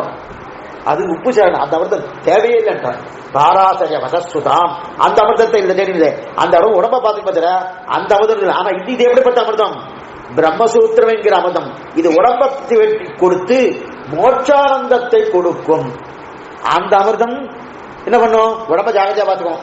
இந்த சம்சாரத்துல வச்சோம். எந்த அமிர்தம்? கண்ணன் கடைந்த அமிர்தம். ஆனா வியாச பகவான் கடைந்த அமிர்தமானது என்ன பண்ணும்னா, என்ன பண்ணும்? உடம்பை வெட்டி செலுத்து மோட்சானந்தத்தை கொடுக்கும். இதுதான் உண்மையான அமிர்தமே தவிர அது அமிர்தமே அன்றுண்டார். அதுக்கு நம்ம பூர்வாசர உப்பு சாருவா, அது உப்பு சாருவா. அமதில் வரும் பெண்ணமுதுன்னு நீலாவின் சுட்டு நெல்வரை நட்டு பேனான் ஆழ்வரையில் கொண்டு வந்த பெம்மான் ஆழ்வார் தெரிவிக்கிறார் இல்லையா? அப்ப அது அமிர்தம் என்று. இது போல பாராசரிய வசஸ்துதாம் உபனிஷத் துக்தாட்சி மக்தோத்ரிதாம். இந்த அமிர்தத்தை எங்கிருந்து எடுத்தார்னா, உபனிஷத் துக்தாட்சி மக்தோத்ரிதாம். உபனிஷத் என்கிற கடலை கடைந்தார். அதாவது பார்க்கடலுக்கு கடைந்து எடுக்கப்பட்டது அமிர்தம். இது உபனிஷத் என்கிற கடலில் எடுக்கப்பட்டது இந்த அமிர்தம். அந்த அமிர்தம் வசத்தியா, இந்த அமிர்தம் வசதியா. இந்த சப்தமா பாருங்க, பார்க்கடந்து கடந்து எடுக்கப்பட்டது அந்த அமிர்தம். இந்த உபனிஷத்தை கலைந்தார். அதாவது இருக்கப்படுது பார்க்கடல் ஆழத்திலிருந்து கலைந்து எடுக்கப்பட்டது. உபனிஷத்தே பார்க்கடலாக இருக்க, அப்ப உபனிஷத்தை கலைந்து ஆழமான இடத்திலிருந்து எடுத்தார். மத்யோத்ருதாம் என்ற சொல் முக்கியம். உபனிஷத் மத்யோத்ருதம். ஏன்னா உபனிஷத்தை வேறு இருக்கிறது எல்லாம் வேறு மாதிரி இருக்குன்னா அங்கிருந்து எடுக்கல, அடிக்கடைந்து எடுத்தார், ஆழ கடைந்து எடுத்தார். வேதவாசத்தில் வேதவியாசம் என்ன தெரிவிக்கிறான்னா, என் மதியை மத்தாக நாட்டினேன். கண்ணன் மந்திர பருவத்தை மத்தாக நாட்டினான். இவருக்கு மத்து எது? வேதவியாசரும் மத்து வேணுமோனும் உபநிஷத்தை கிடையாதுக்கு. கண்ணனுக்கு மத்து வேணுமோ? கண்ணனுக்கு மத்து எதுவா இருந்தது? மந்திர பருவதம் மத்தாக இருந்தது. அது இவருக்கு மத்து எதுன்னா, தன்னுடைய மதியை மத்தாக நாட்டி வேதக்கடலை கலைந்தார். அப்ப ஜெகத் உஜ்ஜீவனம் அடைவதற்காக மகாபாரதம் அமிர்தத்தை கொடுத்தார். அதே போல பிரம்மசூத்திரம் என்கிற அமிர்தத்தை கொடுத்தார். இது ரெண்டும் பண்ணார். அவர் என்ன பண்ணார்னா, இந்த லோகத்தில் இருப்பதற்காக, ஜீவனத்துக்காக, நன்னா வாழறதுக்காக அந்த அமிர்தத்தை கொடுத்தார். அந்த அமிர்தம் பிரிசா, இந்த அமிர்தம் பிரிசா. இது உபனிஷத் துக்தாட்சி அர்த்தம். உபனிஷத்துனா என்ன அர்த்தம்னா, அதாவது புரியத்துக்காக, அதாவது ஆழமான இருக்கக்கூடிய, அதற்கு அருகிலே இருக்கக்கூடிய உபனிஷத். அதாவது பிரம்மத்துக்கு அருகிலே இருக்கிறபடியால் உபனிஷத்து. உபநயனம் சொல்ற பண்ணும். என்னது அப்படின்னா, உபநயனம்னா ஒரு சுவாமி சொல்றார். உபநயனம்னா என்ன தெரியுமா அர்த்தம்? இப்ப புது அர்த்தம் வேடிக்கையா சொல்றேன். சுவாமி சொல்றார், உபநயனம்னா கண்ணு கரையிலனா, இதுதான் உபநயனம். கண்ணு கரையில கொண்டு போகணும். உப்பன்னா அருகில, கண்ணு நயனம்னா கண்ணு, கண்ணுக்கு அருகில இருக்கிறத விட உபநயனம். ஏன் என்ன சொல்லினா உபநயனம் 7 வயசுல, இப்ப 7 வயசுல இது போட்டு விடுறா, இது உபநயனம். புரியுதா? பொருந்ததுதான். அது இல்ல உபநயனம்னா பிரம்மத்துக்கு அருகிலே கொண்டு செல்லப்படியால அதான் உபநயனம். பிரம்மத்து உபன அருகிலே, பிரம்மத்துக்கு அருகிலே. அப்ப உபனிஷத்துனா பிரம்மத்துக்கு அருகிலே, அதாவது பிரம்மத்துக்கு அருகிலே இருப்பது அல்லது பிரம்மத்துக்கு அருகிலே இழுத்து செல்வது, ரெண்டுத்தையும் வச்சுக்கலாம். பிரம்மத்துக்கு அருகிலே இருப்பது உபனிஷத்து, அல்லது பிரம்மம் எங்க இருக்கோ அந்த இடத்துக்கு இழுத்து சொல்லும் இந்த உபனிஷத்தை. இது ரெண்டு அர்த்தம் செய்யணும், அதான் உபனிஷத்து பேரு. அதனால் உபனிஷத்து என்கிறோம். அப்ப உபனிஷத்து பிரம்மத்துக்கு அருகிலே இருக்குதுனால் அப்ப என்ன அர்த்தம்? கர்மகாண்டம் பிரம்மத்துக்கு அருகிலே இல்லைன்னு தேர்றதில்லை. எங்க இதுல உடனே ஒரு அர்த்தம் எடுத்துடுவாரு, பேசாம இருக்கவே மாட்டாரு. ஒண்ணு எடுத்தா உடனே அது இல்லை என்னென்ன உள்ளுக்குள்ள இருக்கும் இதெல்லாம் மேல இருந்த மாதிரி அர்த்தம். உள்ளுக்குள்ள நிறைய அர்த்தங்கள் இருக்கு. சிவாஷம் புஸ்தகத்துல இதுக்கு மட்டுமே ஒரு 5 உபன்யாசம் பண்ணதான் முடியும். இருந்தாலும் ஒரு சுருக்கமா சொல்லிட்டு இருக்கேன். இது சொல்ல அப்ப உபனிஷத்து மத்திய உபனிஷத்துனா பிரம்மத்துக்கு அருகிலே இருக்கு. அப்ப கர்மகாண்டம் பிரம்மத்துக்கு அருகிலே இல்லைன்னு தேர்றது இல்லையா? கர்மகாண்டம் என்னது? முதல் 12 அத்தியாயம் பார்த்திருக்கோம், ஒரு 2-3 உபன்யாசம் பார்த்துக்கோம். கர்மகாண்டம் முதல்ல 12 அத்தியாயம், அதற்கு மேல 4 அத்தியாயம் தேவதா காண்டம். முதல் 12 அத்தியாயம் ஜெய்மினி எழுதினது, அதற்கு மேல தேவதா காண்டத்தை எழுதியிருக்கார். எழுதி முடிச்சதுக்கு அப்புறம் இது 16 காண்டங்கள். இந்த 16 காண்டங்கள் சேர்த்து கர்மகாண்டம் பேர். தேவதா காண்டத்தையும் கர்மகாண்டத்தில் சேர்த்துறார். கர்மகாண்டம் 12 காண்டம், அதுக்கு 4 காண்டம் தேவதா காண்டம், அதற்கு மேல் மிச்சம் 4 தான் பிரம்மகாண்டம் பேர். அப்ப உபனிஷத் சுக்தார்த்தி மக்தியோத்ருதன்னா அந்த 16 காண்டத்தை கடையிலேன்னு அர்த்தம், கர்மகாண்டத்தை கடையில அர்த்தம். உபனிஷத் என்று சொல்லக்கூடிய பிரம்ம காண்டத்தை தான் கடைந்தான்னு அர்த்தம். புரியுதா? இதான் அர்த்தம். ஏன்னா என்ன சொல்லிருக்கோம், நேர காண்டத்தை கடைஞ்சாலும் சொல்லியிருந்தா உபனிஷத்து போடாம பாராசரிய வசத்துதான், உபனிஷத்து போடாம காண்ட மக்தியோத்ருதாம் அப்படின்னு போட்டுக்கலாமா? அப்படி போடல. ஏன் சரி சுவாமி, பிரம்ம பாண்டம் போட்டுக்கலாம், அது கூட போல. உபனிஷத்து சொன்னாதான் அருகில கொண்டு போறது. அதான் இருக்கிறார். அப்ப முதல் 12 அத்தியாயம் கர்மத்தை பத்தினது, அடுத்த 4 அத்தியாயம் கர்மத்தால ஆராதிக்கப்பட்ட தேவதையை சொன்னார். சரியா? ரெண்டுமே கர்மகாண்டம் தான் பொதுவா. முதல்ல 12, அடுத்து 4. அப்ப தேவதா காண்டமும் கர்மகாண்டம் சேர்க்கப்பட்டது. அப்ப தேவதா காண்டம் கடைசியில பிரம்மகாண்டம்.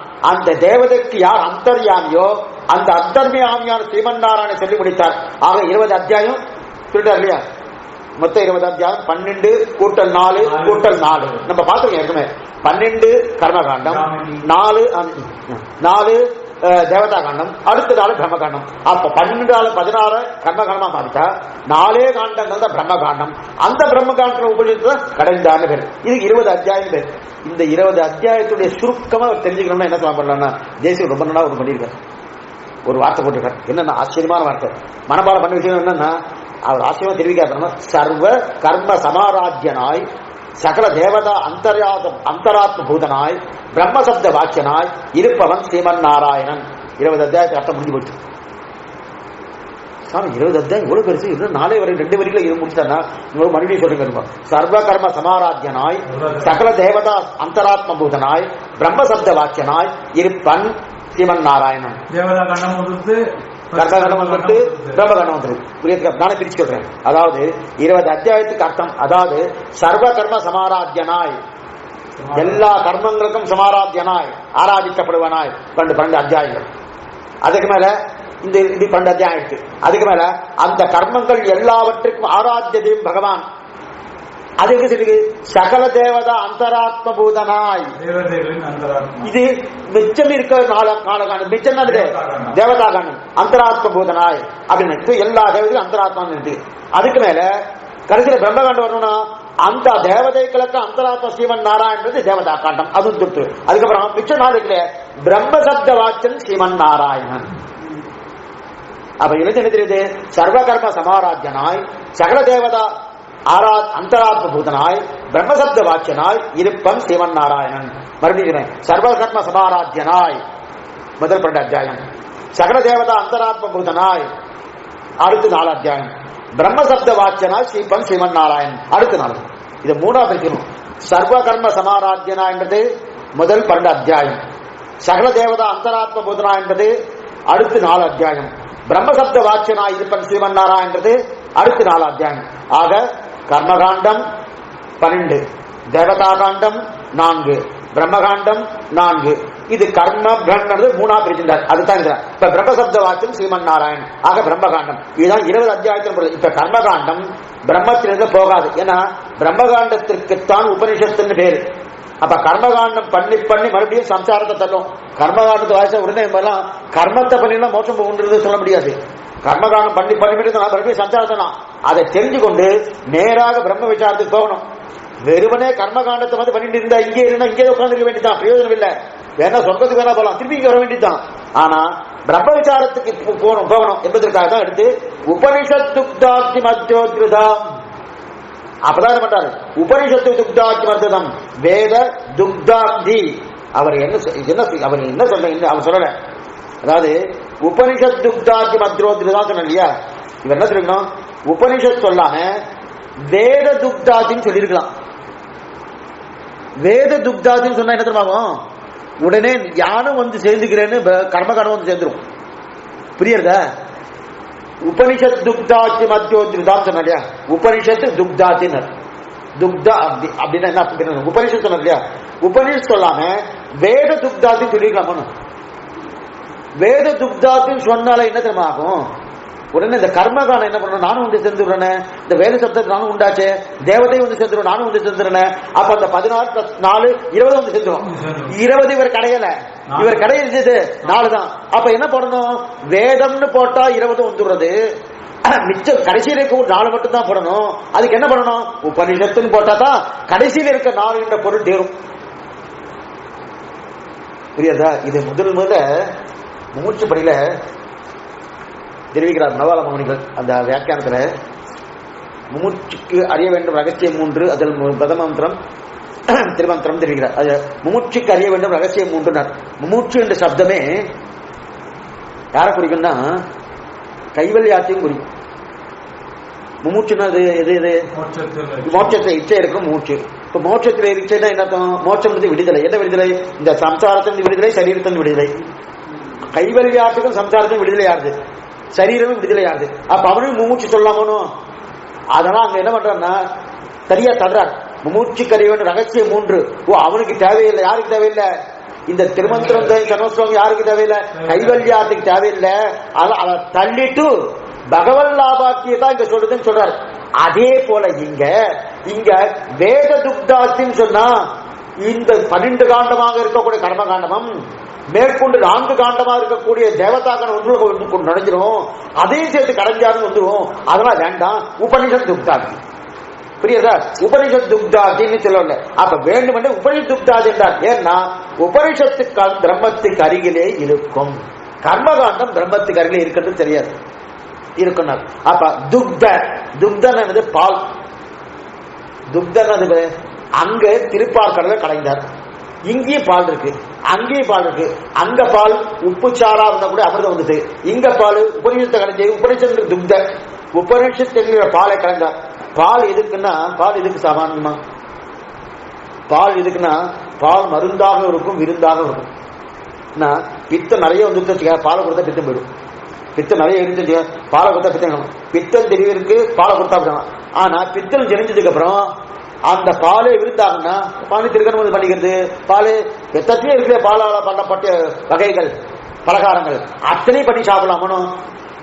முதல்ல பாலே விருந்தா இருந்தது, மருந்தா இருந்தது பித்தத்துக்கு. இப்ப அந்த பாலே விருந்தாயிருக்கு இல்லையா. அதே போல உபனிஷத்து எனக்கு முதல்ல மருந்தா இருக்கு. இந்த சம்சாரத்தை தாண்டணும், எனக்கு சம்சாரம் என்கிற வியாதி இருக்குது. இந்த வியாதியை போக்குவதற்காக உபனிஷத்து மத்த கடைஞ்சாரனா அந்த உபனிஷத்து மருந்தா இருக்கு. மருந்து போயிடுச்சு. இப்ப அந்த மருந்தால என்னுடைய வியாதி போயிடுச்சு. என்ன போயிடுச்சு, சம்சாரம் என்கிற வியாதி போயிடுச்சு. போறதுக்கு அப்புறம் இப்ப சீவகத்து அடைஞ்சதுக்கு அப்புறம் இந்த உபநிஷத்தை விருந்தா இருக்குமானா அங்க போய் ஹா ஊகா ஊகா அகமன் நம்ம அகமன் நம்ம அகமன் நம்ம அகமன் நாதோ அகமன் நாதோ அகமன் நாதோ அதே உபநிஷத்து அங்க விருந்தாவும் இருக்கு. எது போல பாலானது இங்க மருந்தா இருந்து கொண்டு பித்தத்தை போக்கினா போல, அதே போல அங்க இருக்க போனதுக்கு அப்புறம் அந்த பாலை விருந்தாயிட்டணும். அதே போல இந்த உபனிஷத்தானது இங்க மருந்தா, இங்க இந்த சம்சாரத்தில் இருக்கும் போது மருந்தா இருந்து கொண்டு இங்கிருந்து கிளம்பி ஸ்ரீவைகுண்டம் போனதுக்கு அப்புறம் அதுவே அகமன்னம் அகமன்னம் அகமன்னம் அகமன்னாதோ அகமன்னாதோ அகமன்னாதனா என்கிற சொல்லக்கூடிய அந்த நிலையோடு விருந்தாக இருக்கிறது. அப்ப பாலை போல மருந்து விருந்து இருக்குமா போல அதே உபனிஷத்தம் மருந்தும் விருந்துமாக இருக்கிறது. இதான் உபனிஷத் துக்தாப்தி. துக்த பால் சொல்றது உபனிஷத்து, பால் பால் சொன்னதுக்கு தான். அப்ப மருந்தும் இதுதான், சம்சாரங்கள் வியாதியை போக்கிக் கொள்ளக்கூடிய விருந்து மருந்தும் இதுதான். அந்த போக வேண்டிய உபனிஷத்து இதுதான். மருந்தும் விருந்தும் உபனிஷத்து. இது போல துக்த என்ற பாலை போல உபனிஷத் துக்தாப்தி மத்தியோத்ரிதாம். கடல் என்றாலே பெரிசு. உபனிஷத் துக்தாப்தி துக்தாப்தி மத்தியோத்ரிதாம். கடல் கடல்னு சொன்னா ரொம்ப பெருசு. கடல் கரை காண ஒண்ணாது, ஆழம் காண ஒண்ணாது, கலக்க ஒண்ணாது, கடக்க ஒண்ணாது. கடலுக்கு இந்த 4 குணம் உண்டு. கடல்னு சொன்னாலே ரொம்ப பெருசா இருக்கும். எவ்வளவு பெருசுன்னா சுவாமி பொண்ணு முடியுமாண்ணா எங்க இருக்குன்னு தெரியல சுவாமி, எங்க போய் முடியறதுன்னு தெரியல அப்படி தெரியுமா. கடல்னால பெரியது. ரெண்டாவது கடல்னால கரை காண ஒண்ணுமானா கரை காண ஒண்ணாது. சரி, கடலுடைய ஆழத்தை காண ஒண்ணுமானா ஆழத்தை காண ஒண்ணாது. சரி, கலக்க முடியுமானா கலக்க முடியாது. சரி, கடக்க முடியுமானா கடக்க முடியாது. இப்ப இந்த 4 உண்டு இல்லையா? அதே போல கடல் வண்ணன் என்ற உடனே இந்த 4 ஞாபகம் வரணும். கடல் வண்ணா கதரை கண்டேன் அச்சுவை பெரிதும் என்ற அனங்கமான ஆனந்த கடல் வண்ணா கடல் வண்ணான்னு தெரிவிக்கிறா இல்லையா? இப்ப கடல் வண்ண சப்தம் என்னது? அதே போலதான் அந்த கடல் வண்ணன் என்னன்னா ஆழ்வாரும் ஆச்சாரியர்கள் தான் திருஷ்டாந்தப்படுத்துவா. உபநிஷத்து இந்த கடலை தான் சொல்றது. ஏன் சொல்றதுன்னா ஆழத்தை பார்த்து விட சொல்ல முடியாது. கடல் ஆழத்தை பார்த்து சொல்ல முடியுமா? பகவானுடைய பிரம்மத்துடைய ஆழத்தை பார்த்துட்டேன் சொல்ல முடியுமா? சொல்ல முடியாது. உபநிஷத்து அர்த்தம் எல்லாம் தப்பா இருக்கு, நான் கலக்கிட்டேன் அப்படி சொல்ல முடியுமா? சொல்ல முடியாது. ஆனா துக்த அக்தி, துக்த அக்தி, அக்தி அக்தினா கடல், கலக்க ஒண்ணாத கடல். மத்தியோத்ரிதம் ஆழத்திலிருந்து எடுத்தார். மத்தியோத்ரிதம் ரொம்ப அக்தி துக்த அக்தி அக்தி ஆயிக்தி துக்தாப்தி துக்த துக்தன்னா பால், அக்தினா கடல். ஆமா, அக்தினா கடல். அப்ப கலக்க ஒண்ணாத கடல். மத்தியோத்ரிதம் ஆழத்திலிருந்து அர்த்தத்தை எடுத்தார். ரொம்ப உயர்ந்த ரத்னங்களை எங்க எடுக்க முடியும்? ரொம்ப உள்ளுக்குள்ள போய் தானே எடுக்க முடியும். அதே போல உள்ளுக்குள்ள போய் எடுத்தாராம். அந்த ஆழத்திலிருந்து தானே எடுக்கணும். அதே அர்த்தம் தான் இந்த இடத்துல. இன்னொன்னு சொல்ற, சம்சாரம் என்கிற ஆழத்திலிருந்து இவர் கிடக்கிறான். ஏன் ஆழத்துக்கு போனார்? மேலிருந்து எடுக்க முடியாதுன்னா இவன் சம்சாரம் என்கிற ஆழத்தில் ஒடிஞ்சிருக்கான். சம்சாரம் அவ்வளவு ஆழமானா கடலுடைய ஆழமே கண்டுபிடிச்சிருந்தாலும் சம்சாரத்தின் ஆழத்தை கண்டுபிடிக்க முடியாது. ஏன்னா ஒரு ஜென்மா 2 ஜென்மாவா? கடலுக்கு இதுக்கு மேல ஆழம் கிடையாதுன்னு தெரியும். சம்சாரம் எத்தனை ஜென்மாவா வந்துட்டு இருக்கான்னு கணக்கே இல்லையே. மாறி மாறி வரவிரப்பம் பிறந்து அடியை கடைந்து உள்ளஞ்சேரி ஈரிருந்த திருவெல்லாம் யான் மொழிகளும் தெரிவிக்கிறாளையா? அப்ப இதுக்கு சொல்ல வந்தேன், அப்படிப்பட்ட ரத்னத்தை எடுத்தாதான் என்ன இருக்கும்? அவ்வளவு தூரம் ஆழத்துல போயிருக்காரு இல்லையா? அப்படிப்பட்ட ஆழத்துல போயிருக்கவனுக்கு என்ன பண்ணணும்? சுமாரான வியாதியா இருந்தா சுமாரான மருந்து கொடுக்கலாம். அபாரமான வியாதியா இருந்தானா அதுக்கு தகுந்தாப்பல மருந்து இருக்கும். இவனுக்கும் சம்சாரம் என்கிற வியாதி பெரிய வியாதி, அபாரமான வியாதி. இதற்கு மேல பெரிய வியாதி கிடையாது. அதனால என்ன பண்ணாரு? துக்தாப்தி மத்தியோத்ரிதாம். அவன் சம்சார மத்தியத்தில் இருக்கான். சம்சார மத்தியத்தில் இருக்கான். மத்தியம் உள்ளுக்குள்ள இருக்கான். அவ்வளவு ஆழம் போயிட்டான். அப்ப அதே போல இவர் என்ன பண்ணாரு? உபனிஷத்து என்கிற ஆழம் கடல், அந்த கடலுக்குள்ள ஆழத்துல போய் எடுக்கிறார். அக்தி மத்தியத்துல இருக்கு. அப்ப மத்தியத்துல இருக்க மருந்து எடுத்தாதுன்னா இந்த மத்தியத்துக்கு வேலை செய்யும்.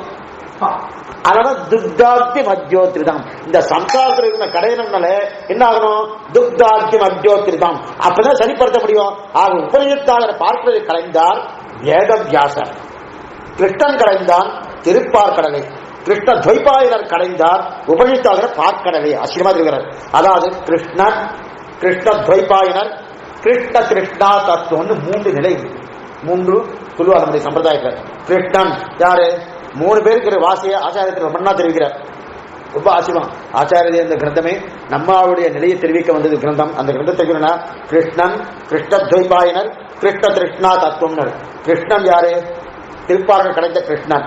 கிருஷ்ண துவைபாயனர் தான் வியாச பகவான். கிருஷ்ண கிருஷ்ணா தத்துவம் தான் சுவாமி நம்மாழ்வார்.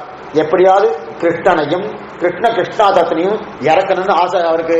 கிருஷ்ண துவைபாயனர் இறக்கணும்னு ஆசை, இறக்கிட்டார். நம்மளோட பெருமை எப்படி பட்டுறதுன்னா, ஆற்றில் துறையில் ஊரில் உள்ள வைஷமியம் வாசாமகோச்சரம் ஆசாரியத்தில் ஆசியமா தெரிவிக்கிறார். அது 80வது சூத்திரம். அதில் தெரிவிக்கிறார், வீர நவநீத்தன் சந்திக்கும் இடமும் வெறிகொள் துழாய்க்கமும் இடமும் தன்னில் ஒக்குமோ. இது எதுவும் அதுக்கு முன்னாடி சூத்திரம் 79வது சூத்திரம். ஒரு இடத்துல மீன் வாசனை, இன்னொரு இடத்துல வெண்ண வாசனை. ஆனா ஆழ்வார்த்தினுடைய அப்படி இல்லையே. இங்கு துளசிவா கந்தமன்றோ வக்ரமாலயம் கந்தமன்றோ வீசுகிறது. அது மட்டும் இல்ல, அது வளைச்சேரி. இன்னொரு இடத்துல வெண்ண வாசனை இடைச்சேரி. இங்கோ அங்கு துறையிலே ஒண்ணுமில்லாத கங்கையும் சிவனும் மேல் தரித்த துறை. ஆனா இங்கே திருச்சங்கனை துறை, அத்தனை நல்லோருக்கு போய் சேருகிற திருச்சங்கனை துறையிலே திருக்குறுகூர் திவிதேசத்திலே ஆற்றின் மத்தியத்திலே நம்மாழ்வா கொடுத்தார் இல்லையா. ஆக திருவாய்ங்கிற உபநிஷத்தை கொடுத்தார். அதற்கு முன் உபநிஷம் தான் பிரம்மசூத்திரம். ஆக உபநிஷத்தின் முதல் அவதாரம் பிரம்மசூத்திரம். பிரம்மசூத்திரத்தின் அவதாரம் தான் ஆழ்வாரின் திருவாய்மொழி. உபநிஷத்தின் முதல் அவதாரம் இது பிரம்மசூத்திரம். அந்த பிரம்மசூத்திரத்தின் மறு அவதாரம் தான் ஆழ்வாருடைய திருவாய்மொழி. அப்ப இந்த மூன்றையும் கொடுத்தது யாருன்னா கிருஷ்ண துவைபாயனர், கிருஷ்ணா தத்துவம். கிருஷ்ண என்று சொல்லக்கூடியது பகவான் ஸ்ரீமன் நாராயணன், கிருஷ்ண துவைபாயனர் வியாச பகவான், கிருஷ்ணா தத்துவம் நம்மாழ்வார். கிருஷ்ண துவைபாயனர், கிருஷ்ணா தத்துவம். ஆக உபனிஷத் மத்யோ துக்தாந்தி மத்யோத்ருதாம். அப்ப உபனிஷத்துடைய முதல் நிலை பிரம்மசூத்திரம், அடுத்த நிலைதான் திருவாய்மொழி. இப்ப பிரம்மசூத்திரம் வேறல்ல, திருவாய்மொழி வேறல்ல, இரண்டுமே ஒன்றுதான். இதுக்கு சொல்ல வந்த இது கொண்டு சூத்திரங்கள் ஒருங்க விடுவது ஸ்ரீ பாஷ்யக்காரர் அப்படின்னு சூத்திரத்தில் எடுக்கிறார். அந்த திருவாய்மொழி கிடைக்கலாம், அது கைவிலக்காக கொண்டுதான் பூர்த்தியான அர்த்தங்களை எங்கெங்கெல்லாம் விரோதமாக வரையப்படுகிறது. விரோதம் இல்லை உண்மையா, ஆனா அதெல்லாம் சமன்வயப்படுத்தணும். இது கொண்டு சூத்திரங்கள் ஒடுங்க விடுவது. இதுக்கு சொல்ல வந்தன சம்சாக உபனிஷத் துக்தார்த்தி மத்யோத்ரிதாம். உபனிஷத்தின் அடியிலிருந்து எடுத்தார். எதுக்காக? இந்த சம்சாரத்தை படுத்துருக்கா, இவாளுக்கு எவ்வளவு தூரம் ஆழத்தில் இருக்காலோ அந்த ஆழத்திலிருந்து மருந்து எடுத்தாதான் அவருக்கு கொடுக்க முடியும் இல்லையா. அதனால் உபனிஷத் மத்யோத்ரிதாம் அப்படின்னா எதற்கு என்றால் சம்சாராத்தி விதீபன கதகத பிராணாந்தி சஞ்சீவனம். முன்னாடி இந்த நோட்ஸ் ஒரு செகண்ட் பார்த்தனால வந்தது. இந்த பார்ட்டுக்கு விருத்திகந்தம் எழுதுறது வந்து கிரந்தம் எழுதுறது போதாயன். அவருக்கு மங்கள ஸ்லோகத்துல ரெண்டாவது கொடுத்திருக்காரு. இல்ல போதாய விருத்திகிறதுக்கு மங்கள ஸ்லோகம் கிடையாது, வியாசருக்கு தான் அதெல்லாம். ஆனா எல்லாரையும் கொண்டாடுறோம், தீபாஷத்தை கொண்டாடுறோம், போதாயன்னு கொண்டாடு. மேல வந்து சொல்றேன், எல்லாரையும் கொண்டாடுற அவருடைய சிஷ்யர் எல்லாரையும் கொண்டாடுறார். ஆனா அது மேலிருந்த மாதிரி தான் தெரியும். அந்த சிஷ்யருடைய பேரை நல்லா சட்டமா போட்டுருக்காருன்னா கிடையாது, சிஷ்யர்களை கொண்டாடுறார். ஏன்னா இவருக்கு எடுத்தது, இவருக்கு பூர்வாச்சாரியர் யாருன்னா பிரதானமா ஸ்ரீபாஷத்தை பொறுத்தவரை பூர்வாச்சாரியர் யாருன்னா டங்கர் திரவிடர் போதாயனர் தான் வரும். மேல வச்சு சொல்றேன், இவரோட சிஷ்யர்கள் அத்தனை பேரும். அது மட்டும் இல்ல, இந்த சுதப்பிரகாசிகை வியாக்கியானங்களை கொண்டு சுதப்பிரகாசி பார்த்துக்கோம். அந்த சுதர்சன அவரே எடுத்திருக்கார். இவாள் தான் குருபரம்பையில வந்தவா, வியாச வசிஷ்ட நத்தாரம் சக்தி பௌத்த அந்த குருபரம்பை நிச்சயமா கொண்டாடணும். அதற்கு மேல வியாசருடைய சிஷ்யர்களுடைய அவளும் குருபரம்பை தான், அவளையும் வணங்கத்தக்கவர்கள் அவரே எடுத்திருக்காரு. அவன் நித்தியம் சேவிச்சுட்டு தான் எம்பெருமான இந்த வியாக்கியானம் பண்ணியிருக்காருன்னு அவர் சொல்லியிருக்காரு. இத்தனைக்கும் அவர் நேரடியா பார்த்தவர் கிடையாது. சுதர்சூரு என்க சொல்லக்கூடிய சுதப்பிரகாசிகாச்சாரியர் வேதவியாச பக்தருடைய பேரர். என்ன, அதாவது புறத்தாளுடைய திருக்குமாரர் வேதவியாச பட்டர், அவருடைய பேரனை தான் சுதப்பிரகாசின்னு சொல்லியிருக்கார். அப்படி இருக்கச்சே ஆமா ஆமா பட்டார் பராசர பட்டர் வேதவியாசர் ரெண்டு பேர் புறத்தாள் 2 பிள்ளைகள். பராசர பட்டருடைய வம்சம் வேறு, வேதவியாச பட்டருடைய வம்சம் வேறு, 2 பேரும் அண்ணா தம்பி. அப்ப வேதவியாச பட்டருடைய வம்சத்துல வந்தவர் தான் இந்த சுதப்பிரகாசிகாரியர், சுதர்சன சூரியன் சுதப்பிரகாசிகாரியர். சரி, இதுதான் புறத்தாளோட வம்சம் தான், வம்சம் தான். அவர் என்ன சொல்றாருன்னா, இதை வைத்துக் கொண்டுதான் இந்த இத்தனை சிஷ்யர்கள் வணங்கிதான் அவர் நிச்சயமே எழுதியிருக்காரு. இவருக்கு அவர் நேரடியான சம்பந்தம் இல்லை, இவர் பார்த்ததே கிடையாது. இருந்தாலும் இவர் எழுதின செய்தியை வைத்துக் கொண்டு இந்த மாதிரிதான் இருந்திருக்கணும்னு அப்படின்னு தெரிவிக்கிறேன். ஆமா, அது மட்டும் இல்ல, குலத்தாழ்வார் பரம்பரை ஆனபடியாலே குலத்தாழ்வார் எப்படி பட்டர் சொல்லிப்பாரு, இந்த ஸ்ரீபாஷி இப்படி வந்ததுன்னு பட்டருடைய தன் பிள்ளைக்கு சொல்லிப்பாரு, தன் பிள்ளை இன்னொருத்தர் சொல்லிப்பாரு. அந்த பரம்பரையா வந்திருக்கலாம் இல்லையா, நிச்சயமா வந்திருக்கும், வராம வந்திருக்காது. அதனாலதான் இவர் தெரிவிக்கிறார். அதனால எல்லாருமே கொண்டாடுறாரு. இவெல்லாம் இவ்வளவு தூரம் கொண்டாடுறது மட்டும் இல்ல, இப்படி எழுதி வச்சிருக்காரு, நீ ஒன்றுமே இல்லைன்னு சொல்றீங்கன்னு வருத்தப்படுறாரு. அத்வைதி இப்படி எழுதி வச்சிருக்காரு, இத்தனை பிரமாணம் எழுதி வச்சிருக்காரு.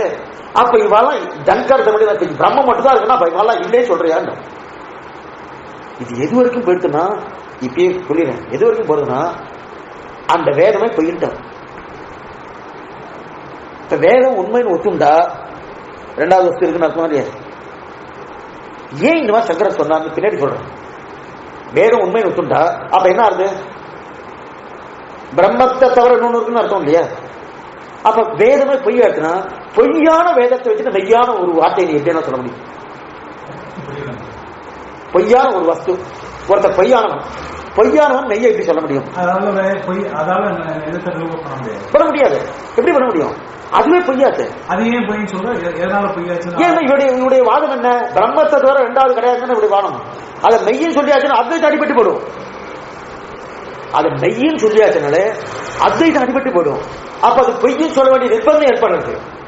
இப்ப பொய்ன்னு சொல்ல வேண்டிய என்ன இருக்குன்னா முதல்ல மெய்யா தான் இருக்கும். அது என்ன பார்த்து முடிச்சதுக்கு அப்புறம் ஓ இதெல்லாம் ஒண்ணும் இல்ல, இதுவும் பொய், பிரம்மம் ஒண்ணு அப்படின்னு கடைசியில் வேணும் பொய் தான் சொல்றாரு. புரியுமா? அதான் நிரூபிக்கிறார், ஒவ்வொன்றும் நிரூபிக்கிறார். ஆனா இப்ப நான் மேல இருந்து வரை சொல்லிட்டேன். ஆனா சங்கரர் சொல்றச்சே அவர் சொல்ற வார்த்தை அப்படியே உண்மையா இருக்கும். அதே மேல இருந்து வரை சொல்லிச்சே ஆமா அவர் சொல்லவே நமக்கு ஆமா சங்கரத்துக்கு பொய் தான் சொல்லிருக்கு இப்படி சொல்லல அவர். ஏன் அந்த வார்த்தை பொய்ன்னு சொல்றாரு? ரொம்ப ஆச்சரியமா தெரிவிக்காரு. இன்னைக்கு நீ போய் பாக்குற நேர காணொலின்னு தெரியறது ஒண்ணும். நாளைக்கு போய் பார்த்தா காணொலி தெரியுமா தெரியாதா? தெரியும். இன்னைக்கு பார்த்தோம்னா ஞானம் வந்துருக்கு இல்லையா? அங்க காணொலி இது தெரியாது. இங்கிருந்து பார்த்தா வண்டியில போயிட்டு இருக்கச்சு நல்லா சம்மர்ல போயிட்டு இருக்கேன். போயிட்டு தூரத்தை அப்படியே நல்லா ஜலம் இருக்கிறமா தெரியுது. நான் குடிக்கலாம், தாகமா இருக்கு குடிக்கலாம்னு போன உடனே அந்த கிட்டக்க போக ஜலமே இல்லை. என்ன ஜலமே இல்லையேன்னு அப்ப பக்கத்துல சொன்னார், அது என்ன உங்களுக்கு தெரியாத? காணல் நீர்னு பெரியதுக்கு பேரு. அங்க ஜலம்லாம் இருக்காது, இந்த வெயில் காலத்துக்கு தான் இருக்கும் காணல் நீர் அப்படின்னு சொல்றாரு. எனக்கு புரிஞ்சுட்டு முதல் நாள் புரிஞ்சுட்டு திருப்பி பண்ணி விட்டுட்டேன். மறுநாள் திருப்பி அப்படியே போயிட்டு இருக்கச்சு முதல் நாள் எனக்கு ஞானம் வந்து தோணும். அது ஜலம் இல்லைன்னு ஞானம் வந்துட்டணும். ஞானம் வந்ததுக்கு அப்புறம் எனக்கு அது தெரியப்படாது. தெரியுமா தெரியாதா? எது போறன்னு ஒன்று திருஷ்டாந்து சொல்றேன். கயத்தை பார்த்தேன், ராத்திரி இருட்ட வந்து கயத்தை பார்த்தேன். பாம்புன்னு நினைச்சுட்டேன். பாம்புன்னு நினைச்சுட்டேன். என்ன அடுத்து உடனே பக்கத்துல சுவாமி அது பாம்பு இல்ல சுவாமி, நேற்றுக்கு நான் தான் போட்ட கயிறு அப்படின்னு சொல்லிட்டாரு. அது எடுக்கவே அப்படியே போயிடுச்சு. மறுநாள் ராத்திரி அதே மாதிரி வந்தேன். அப்ப முதல் நாள் வந்தப்ப நான் எப்படி பாம்புன்னு நினைச்சிட்டு இருந்தனும் அதே நினைவு எனக்கு இருக்குமா? இருக்காது. அதே போல அதே நினைவு எனக்கு இருக்குமா? இருக்காது. இது சரியா போயிடுச்சு. இதுக்கு மேல இதுக்கு அதுக்கு என்ன வித்தியாசம் சொல்ற பாருங்க. சங்கரர் தான் நிரூபிக்கிறது. இங்க நான் பாம்புன்னு நினைச்சிட்டேன்னு முதல் நாள். ஆனா ரெண்டாவது என் கண்ணில் பாம்பு பட்டதுன்னு முதல் நாள் என் கண்ணில் பாம்பு பட்டது. அதே மாதிரி முதல் நாள் என்கிட்ட காணலில் பட்டது. ஆனா ரெண்டாம் நாள் அதே இந்த கயிறு பாம்பா படுமா கயிறா என் கண்ணில் படுமா? பாம்பா படாது, என் கண்ணில் என்ன படும்? கயிறா படும். அதே அங்க காணல் நீரா படுமா தண்ணியே இல்லாம படுமா? காணல் நீர் தான் படுது. அப்ப எனக்கு ஞானம் வந்துச்சு இல்லையா? ஞானம் வந்ததுக்கு அப்புறம் காணல் நீர் இருக்கப்படாதா? இல்லை, இருக்கப்படாது தானே. இது போல இங்க பாம்பு போய் கயிறு வந்துட்டோம் வந்திருக்கிறேன், என்னுடைய கண்ணுக்கு தெரிஞ்சிருத்தணும். அதே போல என் கண்ணுக்கு அங்க காணல் இருக்கப்படாது, ஆனா இருக்கு. இதுதான் அதே போல இதுதான் பிரமிதி. இந்த பிரமிதி தான் அந்த த்ரெட்டில பட்டு இதெல்லாம் உண்மை நினைச்சுட்டு இருக்கோம். இது எப்படி நிரூபிக்கும்? இது உண்மையா பையா? இங்க சொன்னது வாஸ்தவம். இங்க சொன்னது என்ன சொன்னது? இங்க முதல் நாள் பாம்புன்னு தெரிஞ்சுட்டேன் என்னுடைய அஜ்ஞானத்தால. அஜ்ஞானம் போயிட்டு ஞானம் வந்துட்டு ஒருத்தர் தட்டி சொன்னார். என்ன நினைச்சிட்டு இருக்கேன் நான் தான் கயிறு போட்டிருக்கேன்னு சொன்னோடனே ஒரு ஞானம் வந்து வேகம் சொல்லிட்டு அதே போல வேகம் சொல்லிட்டு புரிஞ்சுட்டேன். கிடையாது கிடையாது கிடையாது கிடையாது இது கயிறு தானே. நான் இருட்ட வந்தோட தைரியமா வந்துட்டு இருக்கேன். பாம்பு ஒண்ணும் பண்ணாத, கயிறு தானே. அப்படின்னு என் கண்ணில் பாம்பே தெரியாது, கயிறு தான் தெரியும். அந்த இருட்டில் இருந்தோட கயிறு தான் தெரியும். அதே போல அங்க என் கண்ணில் மறுநாள் காணல் தெரியப்படாது, ஆனா தெரியாது. எதனால தெரியாது? மாயையினால தெரியாது. இந்த மாயையினால உன்னுடைய அஜ்ஞானம் தரும். உன்னுடைய அஜ்ஞானம் போயிடுச்சுன்னு வச்சுக்கேன், அது மறைஞ்சிடும். இதுதான் அத்வைதம். இது தெரிஞ்சுட்டு வச்சுக்கேன், அதுவே முக்கியம். அதனால அது தெரியணும். அதனால்தான் இந்த கஷ்டமே. அதனால பிரம்மத்தை தவிர இன்னொன்று இருக்குன்னு நினைக்காத. பிரம்மம் மட்டுமே சத்தியம், மற்ற எதுவுமே சத்தியம் கிடையாது. அத்தனையும் பொய். இந்த திருட்டாந்து என்ன பதில் சொல்லுவேன்? புரியுதா? இந்த மாதிரி நிறைய இருக்கு, ஒன்னு ரெண்டு இல்ல. நிறைய அதான் சொன்னேன். அவர் சொல்றது சாமானிய விஷயம் இல்லது. அதெல்லாம் எவ்வளவு ஞானப்படுத்துவார். நமக்கு ஒண்ணுமே கிடையாது, நம்ம ஜீரோ. நம்ம எத்தனை அபாரமான ஞானம் படுத்துவா. இதுக்கு சொல்ல வந்தேன்னா அப்படி இருக்க சம்சாராக்னி விபீதன, சம்சாராக்னி விபீதன எதுக்கு சொல்ல வந்தேன்னா, ஆக சம்சாராக்னி விபீதன வெபகத பிராணாப்த சஞ்சீவனம், காட்டு தீ பிறந்து விட்டா எப்படி மேல மேல பிடித்து கொண்டு போகும், அதே போல தெரிந்து கொண்டே இருக்கு இந்த சம்சாராக்னி. ஏன் இந்த உபனிஷத் துக்தாதி உபனிஷத்து ஏன் எடுத்தாருன்னா, சம்சாராக்னி விதீபன விபகத பிராணாப்த சஞ்சீவனம், இந்த சம்சாரம் என்று எப்படி காட்டு தீ போல பரவர்தான் அக்னி.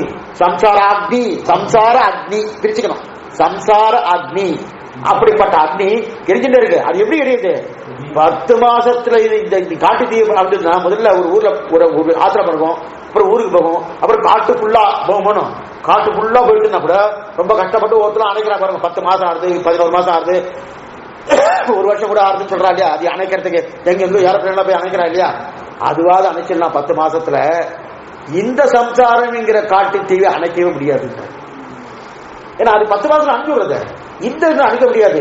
அதைத்தான் ஆழ்வார்கள் நோலாது ஆட்டே உணவாதம் காணவென்று நுண்ணரோவின் நீரார் கண்ட தம்மானம் நிறைநான்முகனம் இந்திரனும் செயலே கண்ணார் பலர்கூட விடமும் திருவேங்கடத்தானே உடைய என்பால் வந்தாய் போலே வரையே. இனிமே என்ன இருக்க முடியாது. பிறவி என்ன இதை திருவேங்கட பார்க்கணும். இங்கிருந்து என்ன எடுத்துட்டு போ, பாபத்திரயத்தால் தபிக்கப்பட்டிருக்கேன், ஆத்தியாத்மிக ஆதிபௌதிக ஆதி தெய்வீக தகிக்கப்பட்டிருக்கேன், உடனே எடுத்துட்டு போ அப்படின்னு தெரிவிக்கிறாங்க.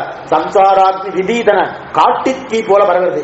வியாதி ஒரு இடத்துல படிச்சா பரவாயில்ல, வியாதி உடம்பு சில பேர் கேன்சர் வந்து சொல்ல இங்க இடத்துல இருக்கும், நாக்குல முதல்ல வரும், அப்படியே பரவிடுதணும். உள்ள வந்து சுவாமி ஒண்ணும் பண்ண முடியாது.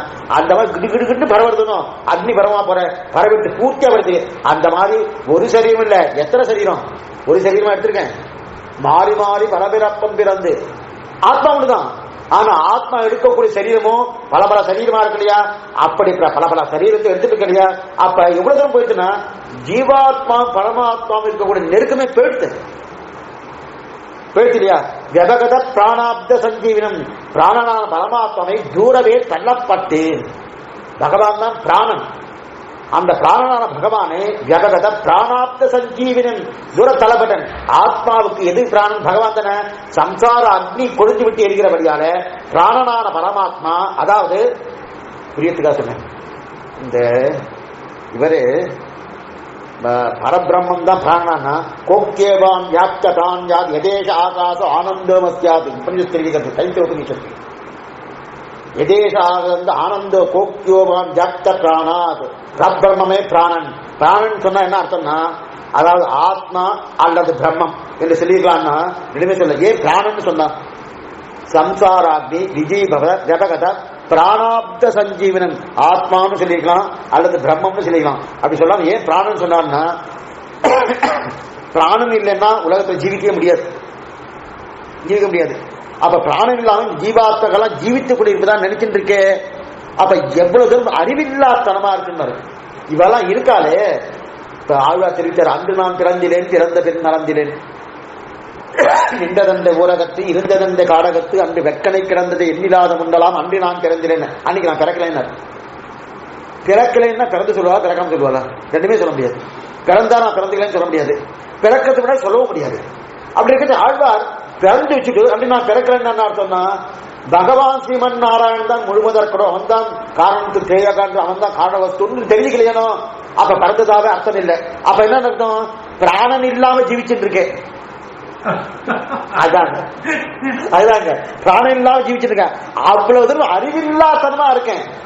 நான் ரொம்ப நன்னா இருக்கேன். அப்ப பிராணனே இல்லையா? பிராணம் இல்லைன்னா ஜீவிக்க முடியாதுன்னு தெரியுது இல்லையா? அதான் பிராணா பிராணத்துக்கு போகல. அப்ப பிராணன் அவன் தானே. அதுதானே சாஸ்திரம் சொல்றது. அதாவது சஞ்சீவினின் என்ன கைவெள்ளத்தை துரத்தி மோட்சானந்தத்தை கொடுக்கிறான்னு அர்த்தம். பிராணாப்த சஞ்சீவினன், பிராணனா பகவான் ஸ்ரீமன் நாராயணன், அவன் இல்லாம இருந்தனும். அப்படிப்பட்ட நிலையை மாற்றி பிராணாப்த சஞ்சீவினம், அப்ப கைவலத்தை கொடுக்காமல் கழித்து மோட்சானந்தத்தை கொடுக்கணும். இந்த ஜீவனம்னு சொன்னா ஒருவேளை சம்சாரத்தை கைவலத்தை எதிர்பார்ப்பார்கள். ஜீவனம் இந்த பிராணாப்த சஞ்சீவினர், பிராணாப்த ஜீவனம் இல்லை. ஜீவனம் சொன்ன அர்த்தம்னா இந்த லோகத்திற்கு இல்லை. ஏன்னா ஜீவனம் சொன்னா இந்த இடத்துல பிராணாப்தன் வந்துச்சுன்னா இப்ப பகவான் பிரயோஜனம் அர்த்தம். பகவான் பிரயோஜனம் இந்த லோகம் இல்லைன்னு அர்த்தம். இப்ப இந்த லோகத்துல இருக்குன்னா ஜீவன் சொல்லியாச்சுன்னா அந்த ஜீவன் சப்தத்துக்கு கைவல்யாட்டி போட்டார்.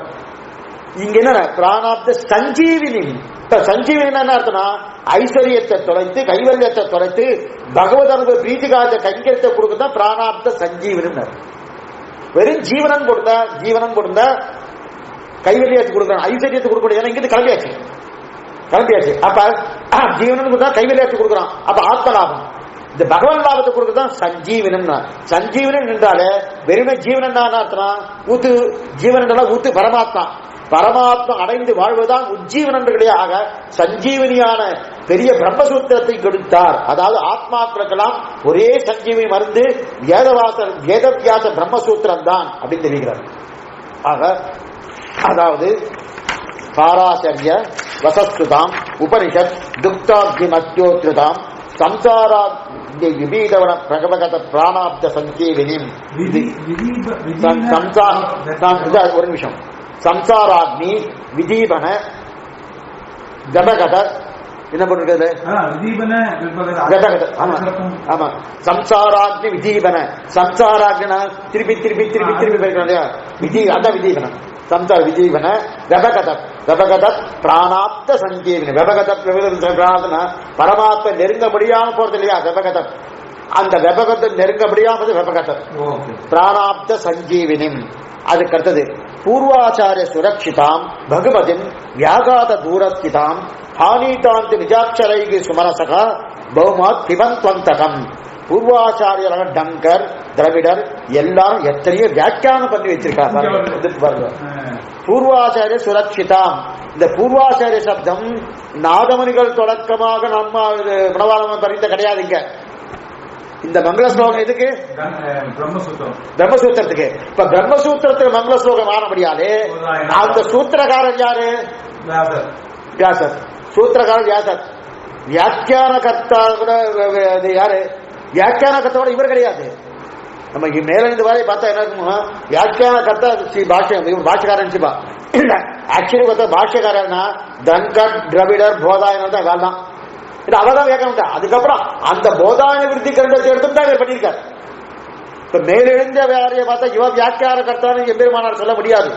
ஸ்ரீ பாஷ்யக்காரன் பேர் நேரடியா இதுக்கு இவரை கொடுக்க முடியாது. பின்னாடி சரஸ்வதியால கொடுக்கப்பட்டது, அது வேற விஷயம். ஆனா நியாயமா பார்த்தா திரவிடாச்சாரியர் தான் பாஷ்யக்காரன் பேர். மேல வச்சு சொன்ன 3 பேர் அதுல எடுத்திருக்காரு. அப்ப பூர்வாச்சாரிய சுரட்சித்தாங்கன்னா பூர்வாச்சாரியர் யாரு? நாதமணிகள் தொடக்கமாக இல்ல, பொய்கையாழ்வார் தொடங்கி பொய்யில்லாத மனவாளமாக இல்ல. இந்த பூர்வாச்சாரியன் தங்க திரவிட மத்த எல்லாரும் வியாக்கியானம் பண்ணி வச்சிருக்கா இல்லையா? பூர்வாச்சாரிக்கு இவர்கிட்ட பெரிய விஷயம் என்னன்னா முன்னோரு மொழிந்த முறைகளை வரும் மாற்றவே மாட்டார். இதுதான் பெரிய பிளஸ் பாயிண்ட். எம்பெருமானாருக்கு என்ன பிளஸ் பாயிண்ட்னா அவ என்ன எழுதி வச்சிருக்காளோ அதையே தான் திருப்பி சொல்லுவாளே தவிர, ஆனால் சுலபமான வழியை சொல்லுவா. அவ கொஞ்சம் சிரமப்படுத்தி சொல்லியிருப்பா. சிரமம்னா அந்த காலத்தில் இருக்கிறவளுக்கு புரிஞ்சிருப்பா, அவ சொல்லி போயிட்டா. ஆனா மதபந்தியா இருக்கிறதுனால நமக்கு புரியாதபடியாலே நமக்கு புரியும்படி இன்னும் அது சுலபமாக்கி கொடுக்கக்கூடிய காரியத்தை தான் எம்பெருமானா பண்ணியிருக்காரு. அதான் பூர்வாச்சாரிய சுரட்சிதாம் பகவதி வியாகாத தூரியத்துதாம். பூர்வாச்சாரிய சுரட்சிதாம். பூர்வாச்சாரியனது நன்றாக காப்பாற்றப்பட்டது. சுரட்சிதாம் பிரிச்சுக்கோ. சுரட்சிதாம். சுனது நன்றாக, ரட்சிதாம்னா காப்பாற்றப்பட்டது. பூர்வாச்சாரிய சுரட்சிதான் நன்றாக காட்டப்பட்டது. இது இன்னொரு அர்த்தம் சொல்லிப்பார். உத்தம சுவாமி வியாக்கியானம் பண்ணியிருக்கார். ஆச்சரியமான வியாக்கியானம் உத்தம. அவர் ரொம்ப அழகா இன்னொரு அர்த்தத்தை காட்டுறாரு. என்ன சுரட்சிதாம். சுரட்சிதாம் முதல்ல பிரிச்சோம். சுரட்சிதாம் சுனா நன்றாக, ரட்சிதான நன்றாக காப்பாற்றுவது பூர்வாச்சாரியர்களால டங்கட்டமுடைய போன்றவர்களால. இன்னொன்று சொன்னார் சுர கூட்டல் சிதாம் பிரிச்சார். உத்தம சுவாமி வியாக்கியானம் பண்ணிக்கிறது. சுர கூட்டல் சிதாம் அப்படின்னா சுரர்கள் தேவர்கள்.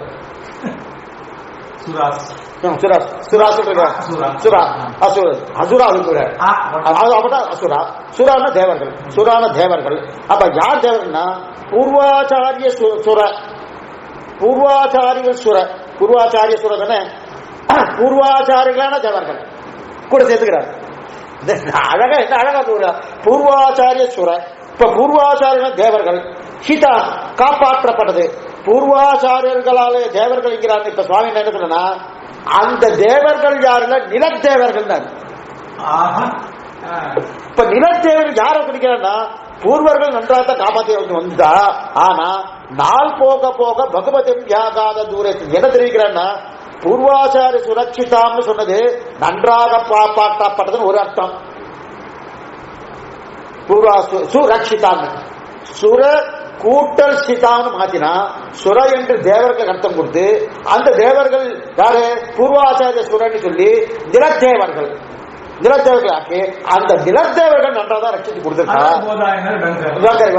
அதுக்கு ஒரு அர்த்தம் கொடுக்கும். சுரட்சிதான பொதுவா எடுத்துட்டார்.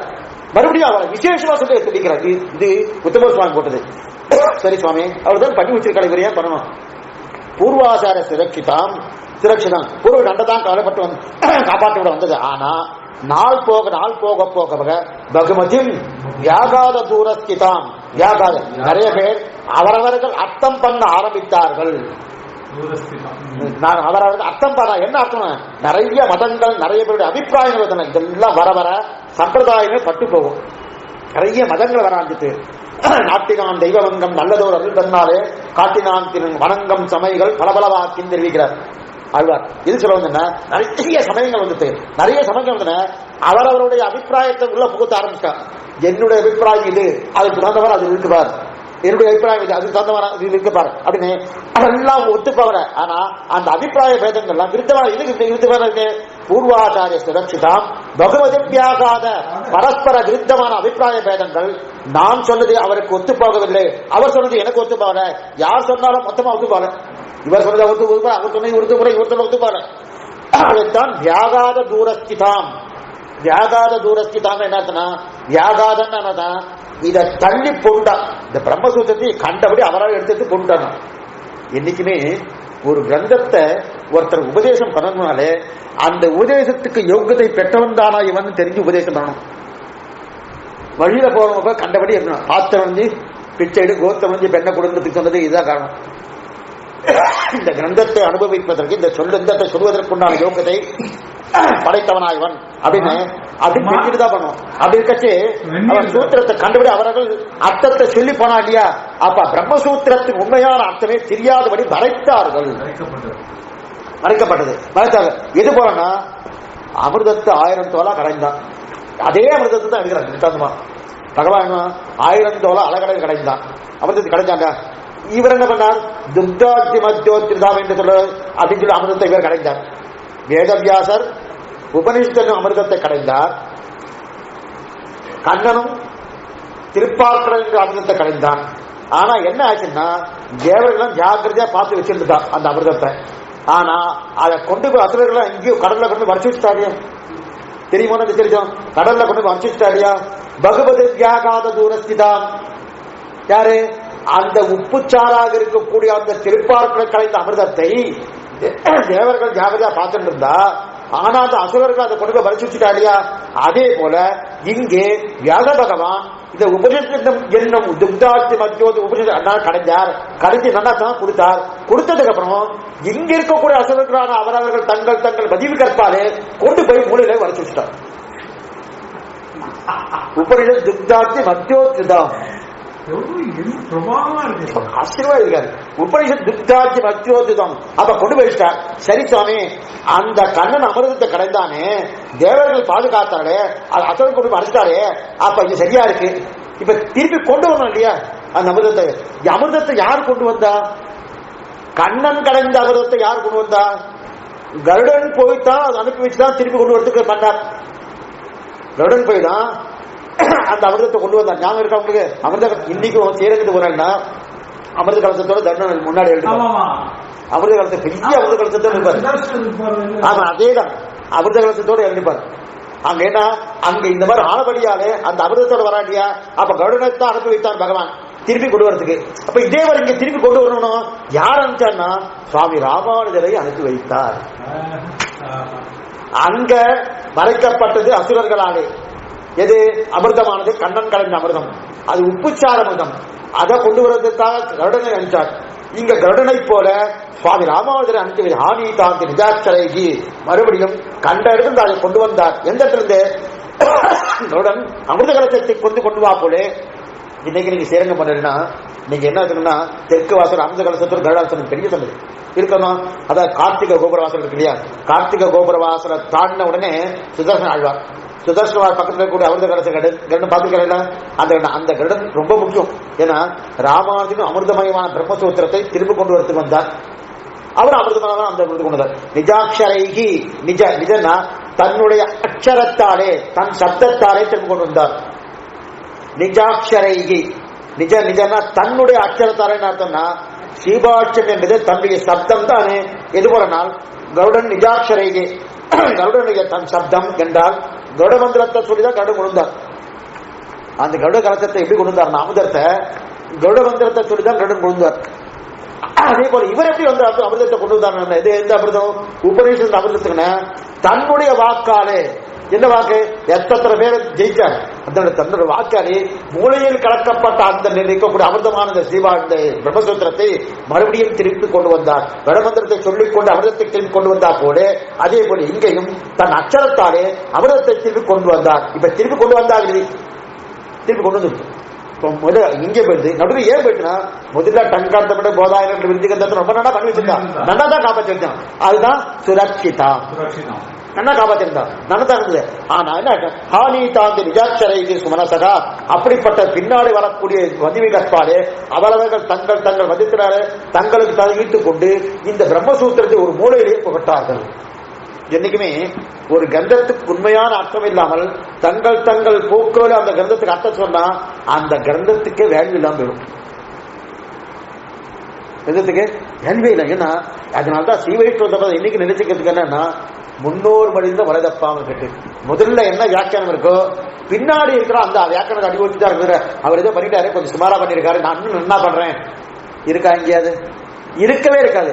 அவர் பண்ணினதுக்கு ஒரு துளியாவது இருக்குமானா இருக்கவே இருக்காது. காரணம் என்னன்னா அந்த மாற்று கருத்தான ஒரு நிலை கிடையாது. பௌத்த மதத்தில் உண்டு. 4 சிஷ்யாலும் மாத்தி மாத்தி மாத்தி மாத்தி தன்னுடைய ஆச்சாரம் மீறி தான் சொல்லிட்டு இருக்கா. ஆனா சிவஈஸ்வர சம்பிரதாயம் அது கிடையாது. அதான் தெரிவிக்கிறேன். அப்ப சொன்ன வாதம் சரியா இருக்காங்க பாருங்க. எப்படி தருவேன்னா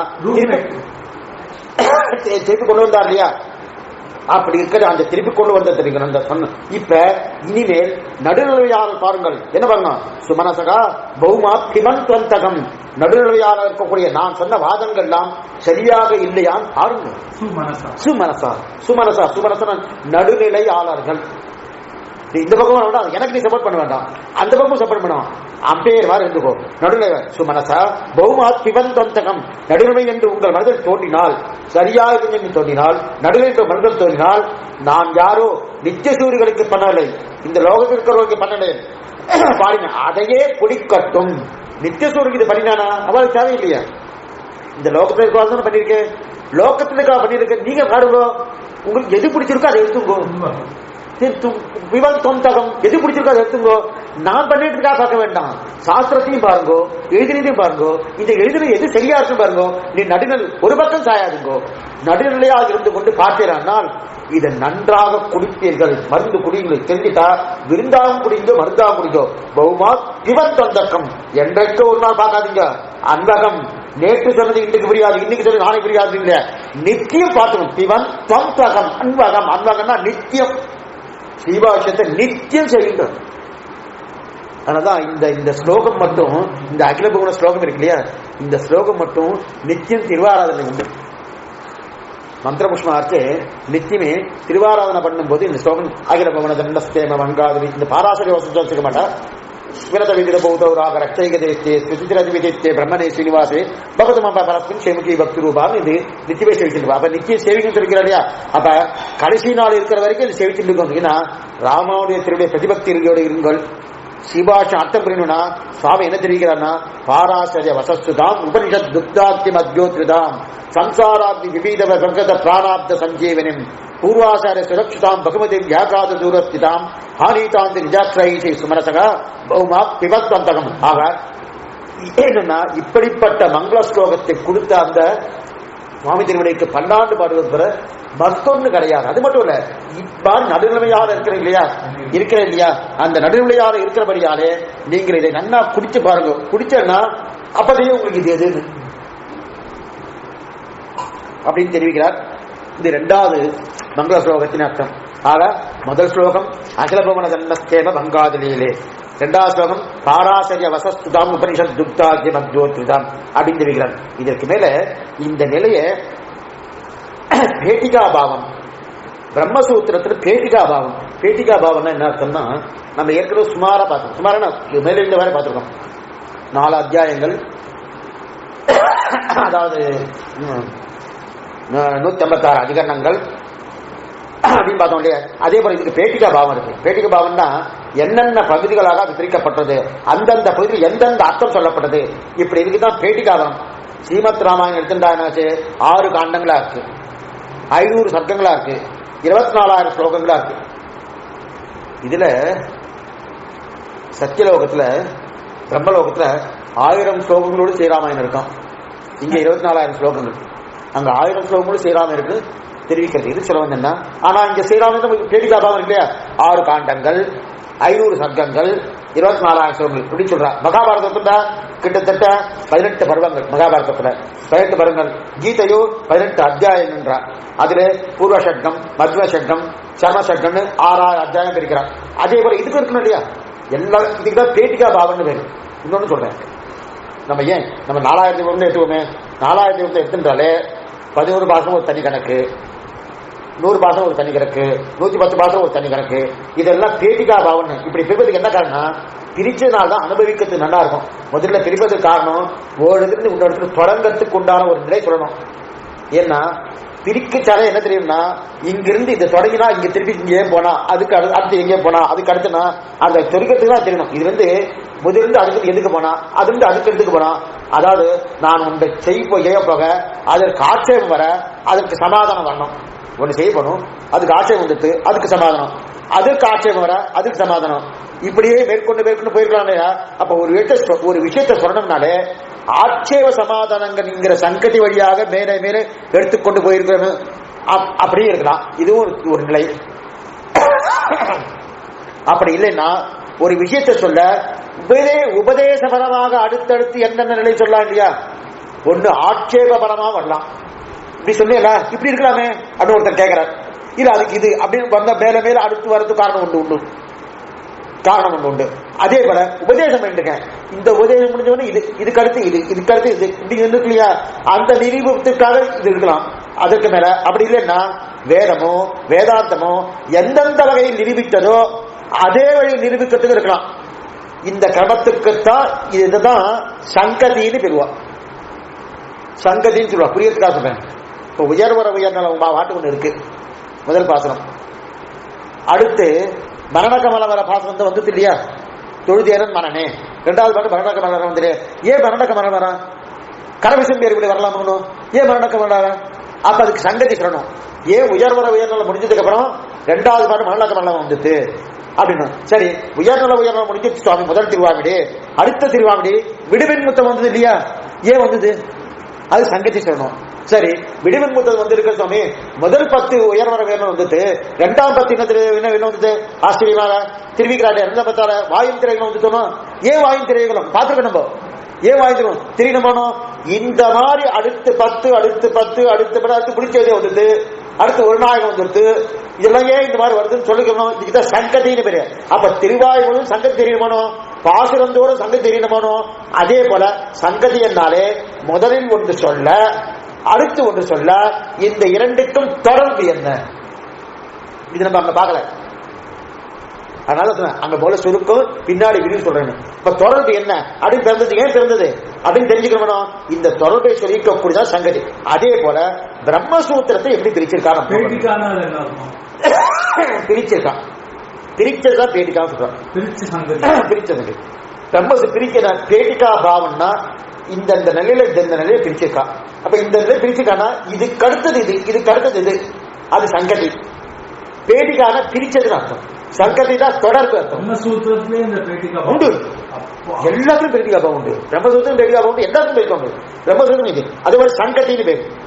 ஏன்னா இந்த இடத்துல இருக்கா இல்லையா, அதனால தெரிவிக்கிறேன். அப்ப இந்த இரண்டுக்கு சங்கத்தின்னு முதல்ல சொல்ல அடுத்து ஒண்ணு சொல்ல, இரண்டுக்கு தொடர்பு என்ன பிறந்தது இல்லையா, அந்த தொடர்பு சொல்லக்கூடியதான் இதுங்க. கடைசியில வரைக்கும் நம்மளால போய் சேர முடியும். அப்ப ஏன்னா சங்கதி சொல்லலேன்னு சொன்னாலே தொடர்பு சொல்லணும்னு வச்சுக்கேன், ஆரம்பிச்ச இடத்துக்கும் கடைசியில் போய் முடிக்கிறதும் தொடர்பே இல்லைன்னா எங்க ஆரம்பிச்சா என்ன பண்ணணும் தெரியாது. ஒவ்வொருத்துக்கும் தொடர்பு இருந்தாதான் கடைசியில எங்க ஆரம்பிச்சிருக்கோமோ அங்க போய் செய்வதற்குண்டான நிலை. இதைத்தான் தெரிவிக்கிறார். அப்ப அதே போல பிரம்மசூத்திரத்துக்கும் எப்படி பிரிச்சிருக்கார பூர்வார்கள், எம்பெருமான் ஸ்ரீபாஷத்தை எப்படி அமைச்சார்னது முக்கியம். இந்த தேசிய அதிகரண சாராவளின்னு ஒரு கிரந்தம் எழுதியிருக்காரு. அத்வைதத்தின்படி வேறு, விசிஷ்டாத்வைத்தின் பிரி வேறு, துவைதத்தின் பேர் பிரி வேறு, அத்வைதத்தின் பிரி வேறு. 3 பிரம்மசூத்திரம் ஒண்ணுதான். ஆனா அத்வைதத்தின் பிரிவு வேறு, விசிஷ்டாத்வைதத்தின் பிரிவு வேறு, துவைதத்தின்படி பிரிவு வேறு. ஏன்னா பிரம்மசூத்திரம் என்னன்னா வேதவாத ஸ்லோகமா எழுதவே இல்லை. அவர் உரைநடையும் எழுதல, சூத்திரம் தான் எழுது. உரைநடை வேறு, என்ன ஸ்லோகம் வேறு, சூத்திரம் வேறு. அவர் சூத்திரம் தான் எழுது. அதாதோ பிரம்ம ஜிக்ஞாசா, இது முதல் சூத்திரம். ஜன்மாத்யசகா தத்து சமன்வயாது ஈஷதே நாச சப்தம். ஒவ்வொரு தரப்பு இந்த சின்ன சின்ன சூத்திரமா இருக்கு இல்லையா, சாஸ்திர யோனித்வா, இதுதான் சூத்திரம். இந்த சூத்திரத்துக்கு இப்படி 4-5 வார்த்தைகளோடு இருக்கக்கூடிய சூத்திரம் இருக்கு இல்லையா, 1-2 வார்த்தைகளோடு இருக்கலாம், 4-5 வார்த்தைகளோடு இருக்கலாம். ஆனா அது நிறைய அர்த்தங்கள் இருக்கும், நிறைய புரிய வைக்கணும். எடுக்க அல்ல குறையாம வரணும் இல்லையா. ஆக சப்தங்களை பார்த்தா ரொம்ப குறைவா சப்தங்கள் இருக்கும். சூத்திரமா தான் வைத்தார். மொத்தம் சூத்திரம் என்னன்னா இந்த அர்த்தத்தை எப்படி பிரித்தாருன்னு நம்மள பார்க்கலாம். நேரா பார்த்தா 4 அத்தியாயம் பார்த்தாச்சு. 4 அத்தியாயம் பிரம்மசூத்திரம். முதல் 2 அத்தியாயம் காரணத்தை பற்றி விவரிக்க, மேல 2 அத்தியாயம் அதில் 1 சாதனாத்தியாயம். நல்லா பார்த்துட்டோம் இந்த விஷயம், சாதனாத்தியாயம். இன்னொன்னு கடைசி அத்தியாயம் பலத்தை கொடுக்க.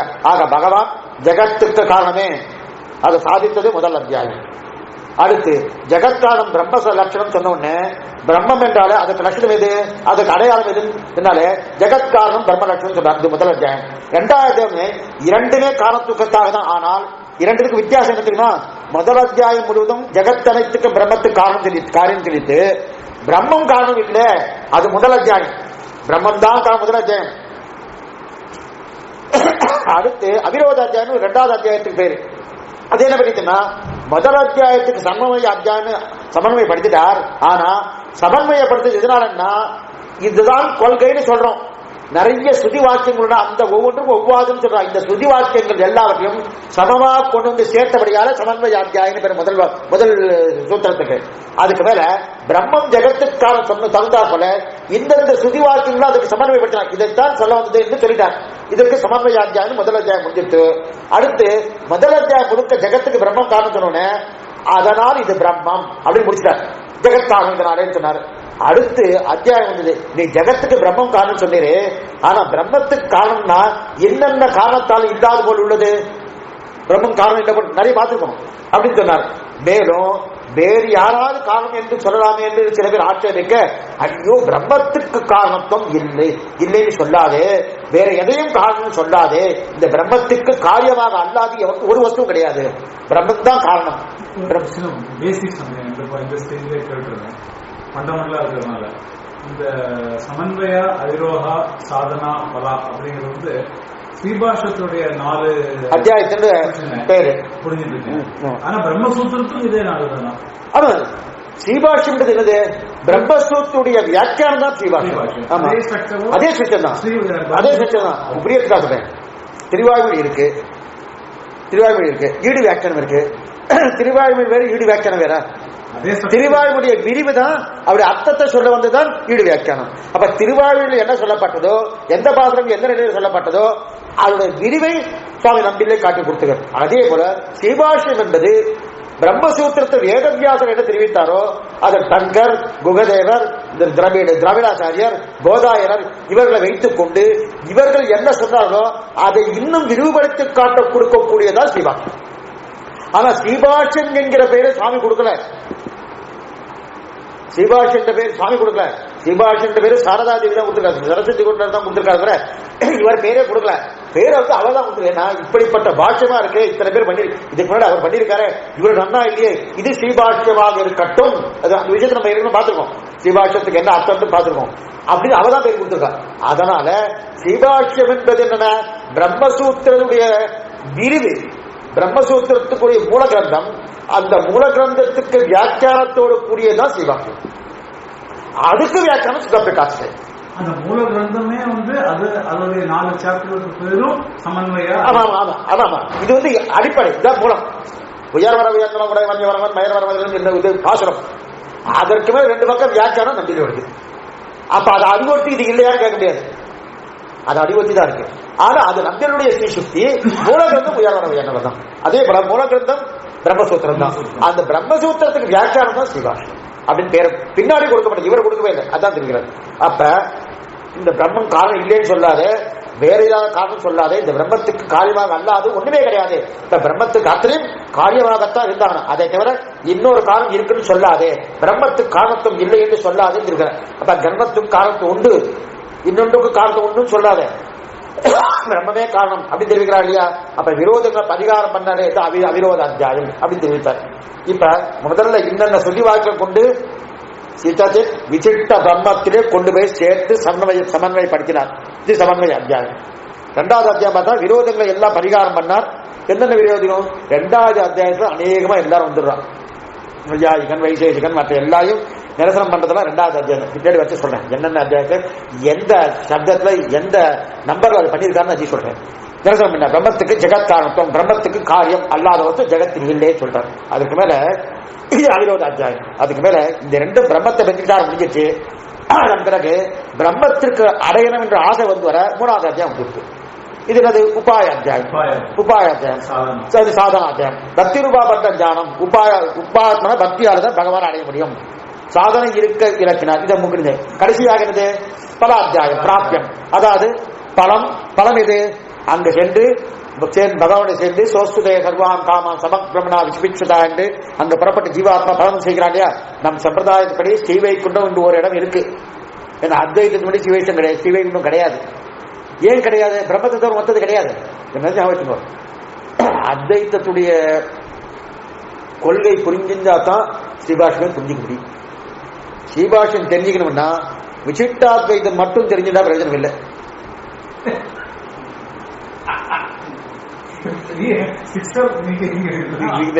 அது மட்டும் தெரிஞ்சா பிரயோஜனம் இல்லை. என்ன சுவாமி சொல்ல வரேன்னா, இப்ப அத்வைத்திகளே அப்பிரதி ஸ்ரீபாஷ்யம் அத்வைத்தம் நன்னா தெரிஞ்சுக்கணும்னா அது சங்கராச்சாரிய எழுதி வைத்த அத்வைத்தத்தை பார்க்கறத விட சுவாமி எம்பெருமானா எழுதி வைத்த ஸ்ரீபாஷ்யத்தை படித்தா இன்னும் நன்னா புரியும் அவரா சொல்லியிருக்கான். ஏன்னா அவ்வளவு நேர்மை சுவாமிகிட்ட எதிராளி என்னென்ன கொடுக்குறாளோ அத்தனையும் சொல்லிடுவார். சொன்னது மட்டும் இல்ல, இது விட்டு இருக்க பாரு, இந்த பாயிண்ட்டை நீ சொல்லிவிடுவார். பூர்வபக்ஷி எல்லாத்தையும் சொல்லுவாரு. இது விட்டு இருக்க பாரு, மறந்த பேருக்கு இதையும் சேர்த்து சொல்லிவிடாரு. ஏன்னா எங்கிட்ட ஏதாவது பயம் இருந்ததுன்னா என்கிட்ட இருக்க சித்தாந்தம் பூர்ணமா என்கிட்ட இருக்கு, நீ என்ன வேணா சொல்லு. எப்பவுமே உண்மையை பேசிட்டு வச்சுக்கேன், என்னைக்கும் கஷ்டமில்லை. அவாழ்கிட்ட ஒரு வார்த்தை, இவாழ்கிட்ட ஒரு வார்த்தை, இவாழ்கிட்ட ஒரு வார்த்தை பேசுறேன்னா அடுத்த வார்த்தை என்ன வார்த்தை பேசணும் நான் யோசனை பண்ணணும். இந்த 3ம் இல்லாம இருக்கணும். இப்ப 3 பேரும் ஒரே வார்த்தை பேசி 4வது பேர்ட்ட அதுதானே பேச போறேன், அது மாறவே வராது. சாஸ்திரம் என்ன சொல்லிட்டு அதையே சொல்லிட்டு வந்துட்டு வச்சுக்கேன், வம்பே இல்லை. அப்ப தாந்தோணிதனமா பேசினாதான் இந்த வம்பு வந்துடுறது. அதான் தெரிவிக்கிறார், அதுதான் இங்க தெரிவிக்கிறார். ஆக இப்ப விசாரம் முடிஞ்சிருத்து. பக்தி ரூபாவர்ணம் உபாசன மாற்றம். இப்ப 4வது சோஸ்துதே சர்வான் காமான் சகப்பிரமணா பிச்சுதான் ஜீவாத்ம பிரபஞ்சன்கிறான். அப்ப இது ஒரு அந்த இடத்தை விட்டு இன்னொரு இடத்துக்கு நாம் போய் சேர்ந்தாகணும். சீவைக்கு மனதோடு இருக்கும் நிலை இங்கிருந்து கொண்டே சீவைக்கு அழைத்து விடலாம் என்று ராமானு சித்தாந்தம் என்று அன்று நல்லா ஞாபகம். சில பேருக்கு இங்கேயே சீவைக்கணும், இங்கே அதான் ஜீவன் முக்தி அப்படின்னு சொல்ல பாருங்க. ஜீவன் முக்தின்றது சிவைஷ்ணவ சம்பிரதாயம் கிடையாது. ஆனா அதுக்கு வேற அர்த்தத்தை வார்த்தமாக சொல்லியிருக்காரு. ஜீவன் முக்தி அடையுமா பண்ணா இங்க பரமத்துக்கு போனவா எப்படி இருப்பாளோ அதே போல இங்க இருக்கிறா. சில பேர் பூர்வாச்சாரம் இருக்கான்றது அர்த்தம்னா இங்கேயே மோட்சம் அடைஞ்சுட்டான அந்த அர்த்தம் இல்லை. அந்த நிலையை இங்க பெற்றிருக்காரு அர்த்தம். இருந்தாலும் அங்கதான் போறான். ஆனா அத்வைத்தத்தின்படியே மற்ற மதத்தின் சில மதத்தின்படி ஜீவன் முக்தி இங்கேதான், சீவை குணம் தனித்து கிடையாது அப்படின்னு நினைக்கிறார் இல்லையா. அந்த நிலையை உதைக்கிறார். ராமான் சித்தாந்தம் கண்டபடிய சித்தாந்தமா இருக்கலாம். ஆனா நம்முடைய சித்தாந்தப்படி சீவை குணம் இடம் உண்டு, அங்கு போய் தான் இத்தனையும் செய்தாகும். இப்ப ஜீவாத்மா சீவைகளுக்கு போகிறான். இது ஆச்சரியமான உபநிஷத்து வாக்கி சொல்லுங்க. இந்த ராமானுஜர் தன்னுடைய மூளையை உபயோகித்து கண்டுபிடித்தது கிடையாது. ஞாபகிச்சுங்கோ, தன் சொந்த கருத்தாய் சொன்னாருன்னா கிடையாது. ஏன்னா எல்லாமே ஸ்ருதி வாக்கியங்கள் கொண்டுதான். சீவை கொண்ட கத்தியை பூர்த்தியாயிதான். இது கத்தியத்திலே பார்த்தோம்னா சீவை கொண்ட கத்தியம் உள்ளாச்சும். அதுக்கு எது விளக்கன்னா ஆழ்வார் பாசுரம் எதிரெதிர் இமையவர் இருப்பிடம் வகுத்தனர் கதிரவர வர வகையினை காட்டினர் அதிர்குறன் மரசங்கள் அழகட முழக்கொத்த மதிவிருத்தொடாய்படி மாதவந்தன் சூழ்விசம் பணிவுகள் தூரிய முடக்கின அந்த பாத்திரம் 10 பாத்திரம் பூர்த்தியாவே ஸ்ரீவைகுண்ட இங்கிருந்து வேற யாருமே தெரியல. பரபக்தி, பரஜான, பரமபக்தி நிலை. இதுல 3 நிலையில ஒரு ஜீவாத்மா பரபக்தி நிலை தான் இங்க வரும். பரஜான பரமபக்தி நிலை ரெண்டுமே இங்க வராது.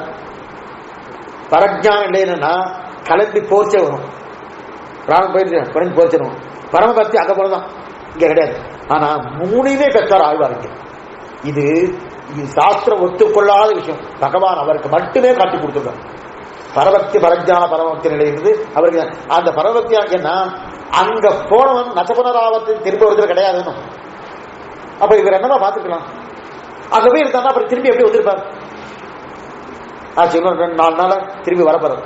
இவருக்கு மோட்சத்துக்கு வரார். ஆழ்வார் திருவிழித்தோட நடக்க போறது. மோட்சத்துக்கு வர போன உடனே இங்க இருக்கிற பிரார்த்திக்கிறார், நீங்க ஆழ்வாருக்கு தந்திரம் வேணும், தந்திரோட பிரார்த்திக்கிற அர்ச்சகர் மூலமா தந்தோம் நடக்க காரியம். அது சாஸ்திர சம்மதமானா பகவான் நினைச்சானா என்ன வேணா பண்ணும், ஆழ்வாருக்காக என்ன வேணா பண்ணும். அப்ப ஸ்ரீவைகுண்டம் உண்டு. அங்க போய் இருக்கிற இவர் தன்னுடைய புத்தியால பண்ணுகிற சுதிவாக்கியல் கொண்டு சமன்மைப்படுத்துகிறார்.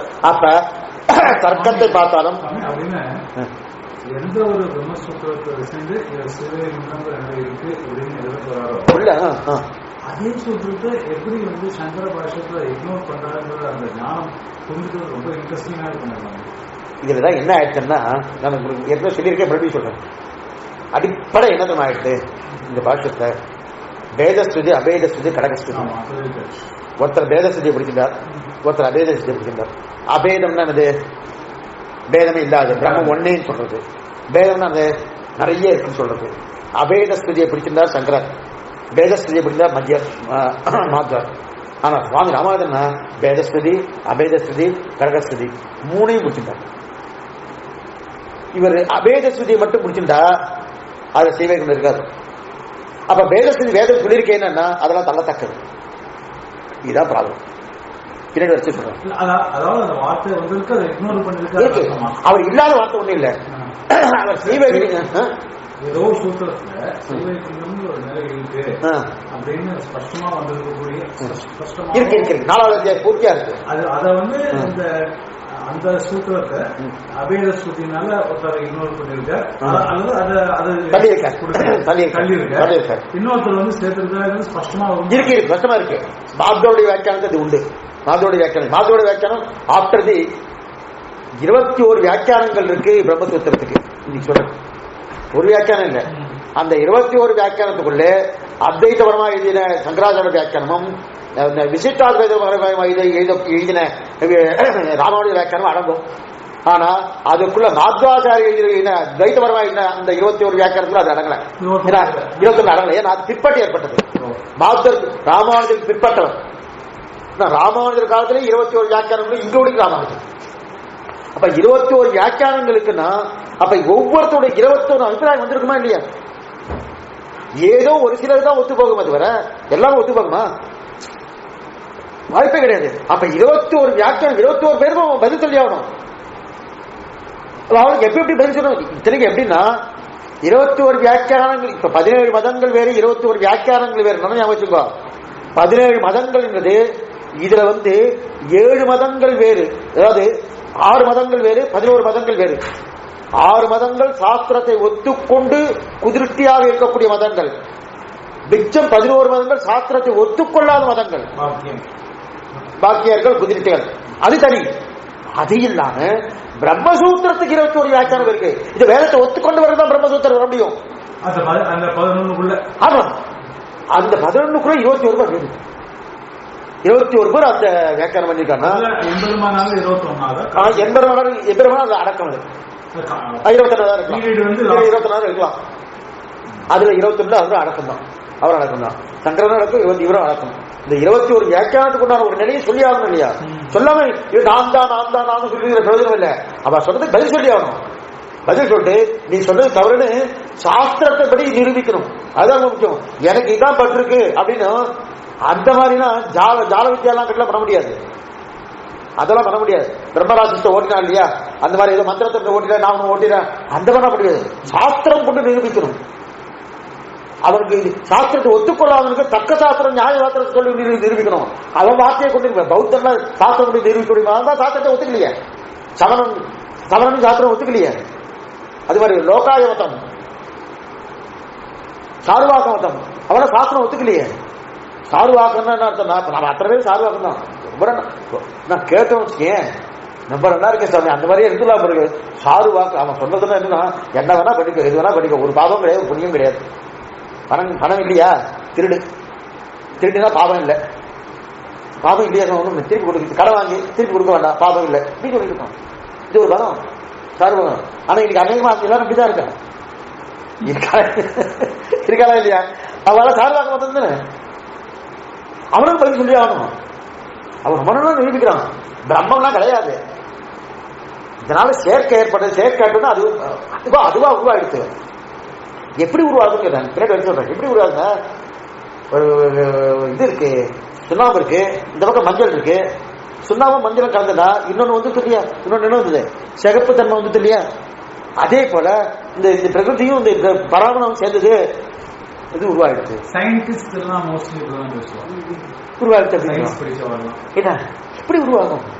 அது ரொம்ப நிரூபிக்கிறார் ஆசிரியர். அதெல்லாம் சுருக்கமா சொல்றேன்.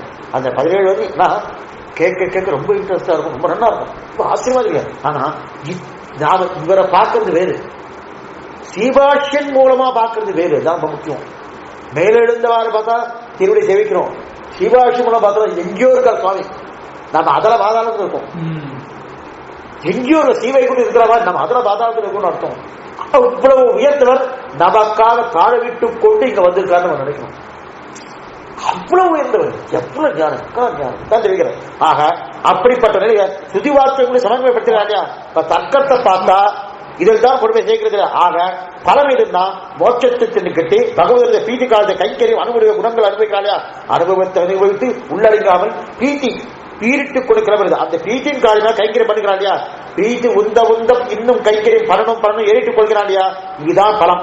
அப்ப 4வது அத்தியாயம் முழுதும் அங்க போய் அனுபவத்தை சொல்கிறது, இதுதான் பலம்னு. அப்ப 3வது அத்தியாயம் முழுதும் போவதற்குண்டான வழியை சொன்னது. அப்ப யாரை அடைவா என்ற கேள்வி கேட்க முதல் 2 அத்தியாயத்தால காரணபூதனான பிரம்மத்தை அடைவேன் என்று சொன்னார். அதில் எப்படி பிரித்தார்னால் பிரம்மத்துக்கு ஜெகத்காரணம் முதல் அத்தியாயம்.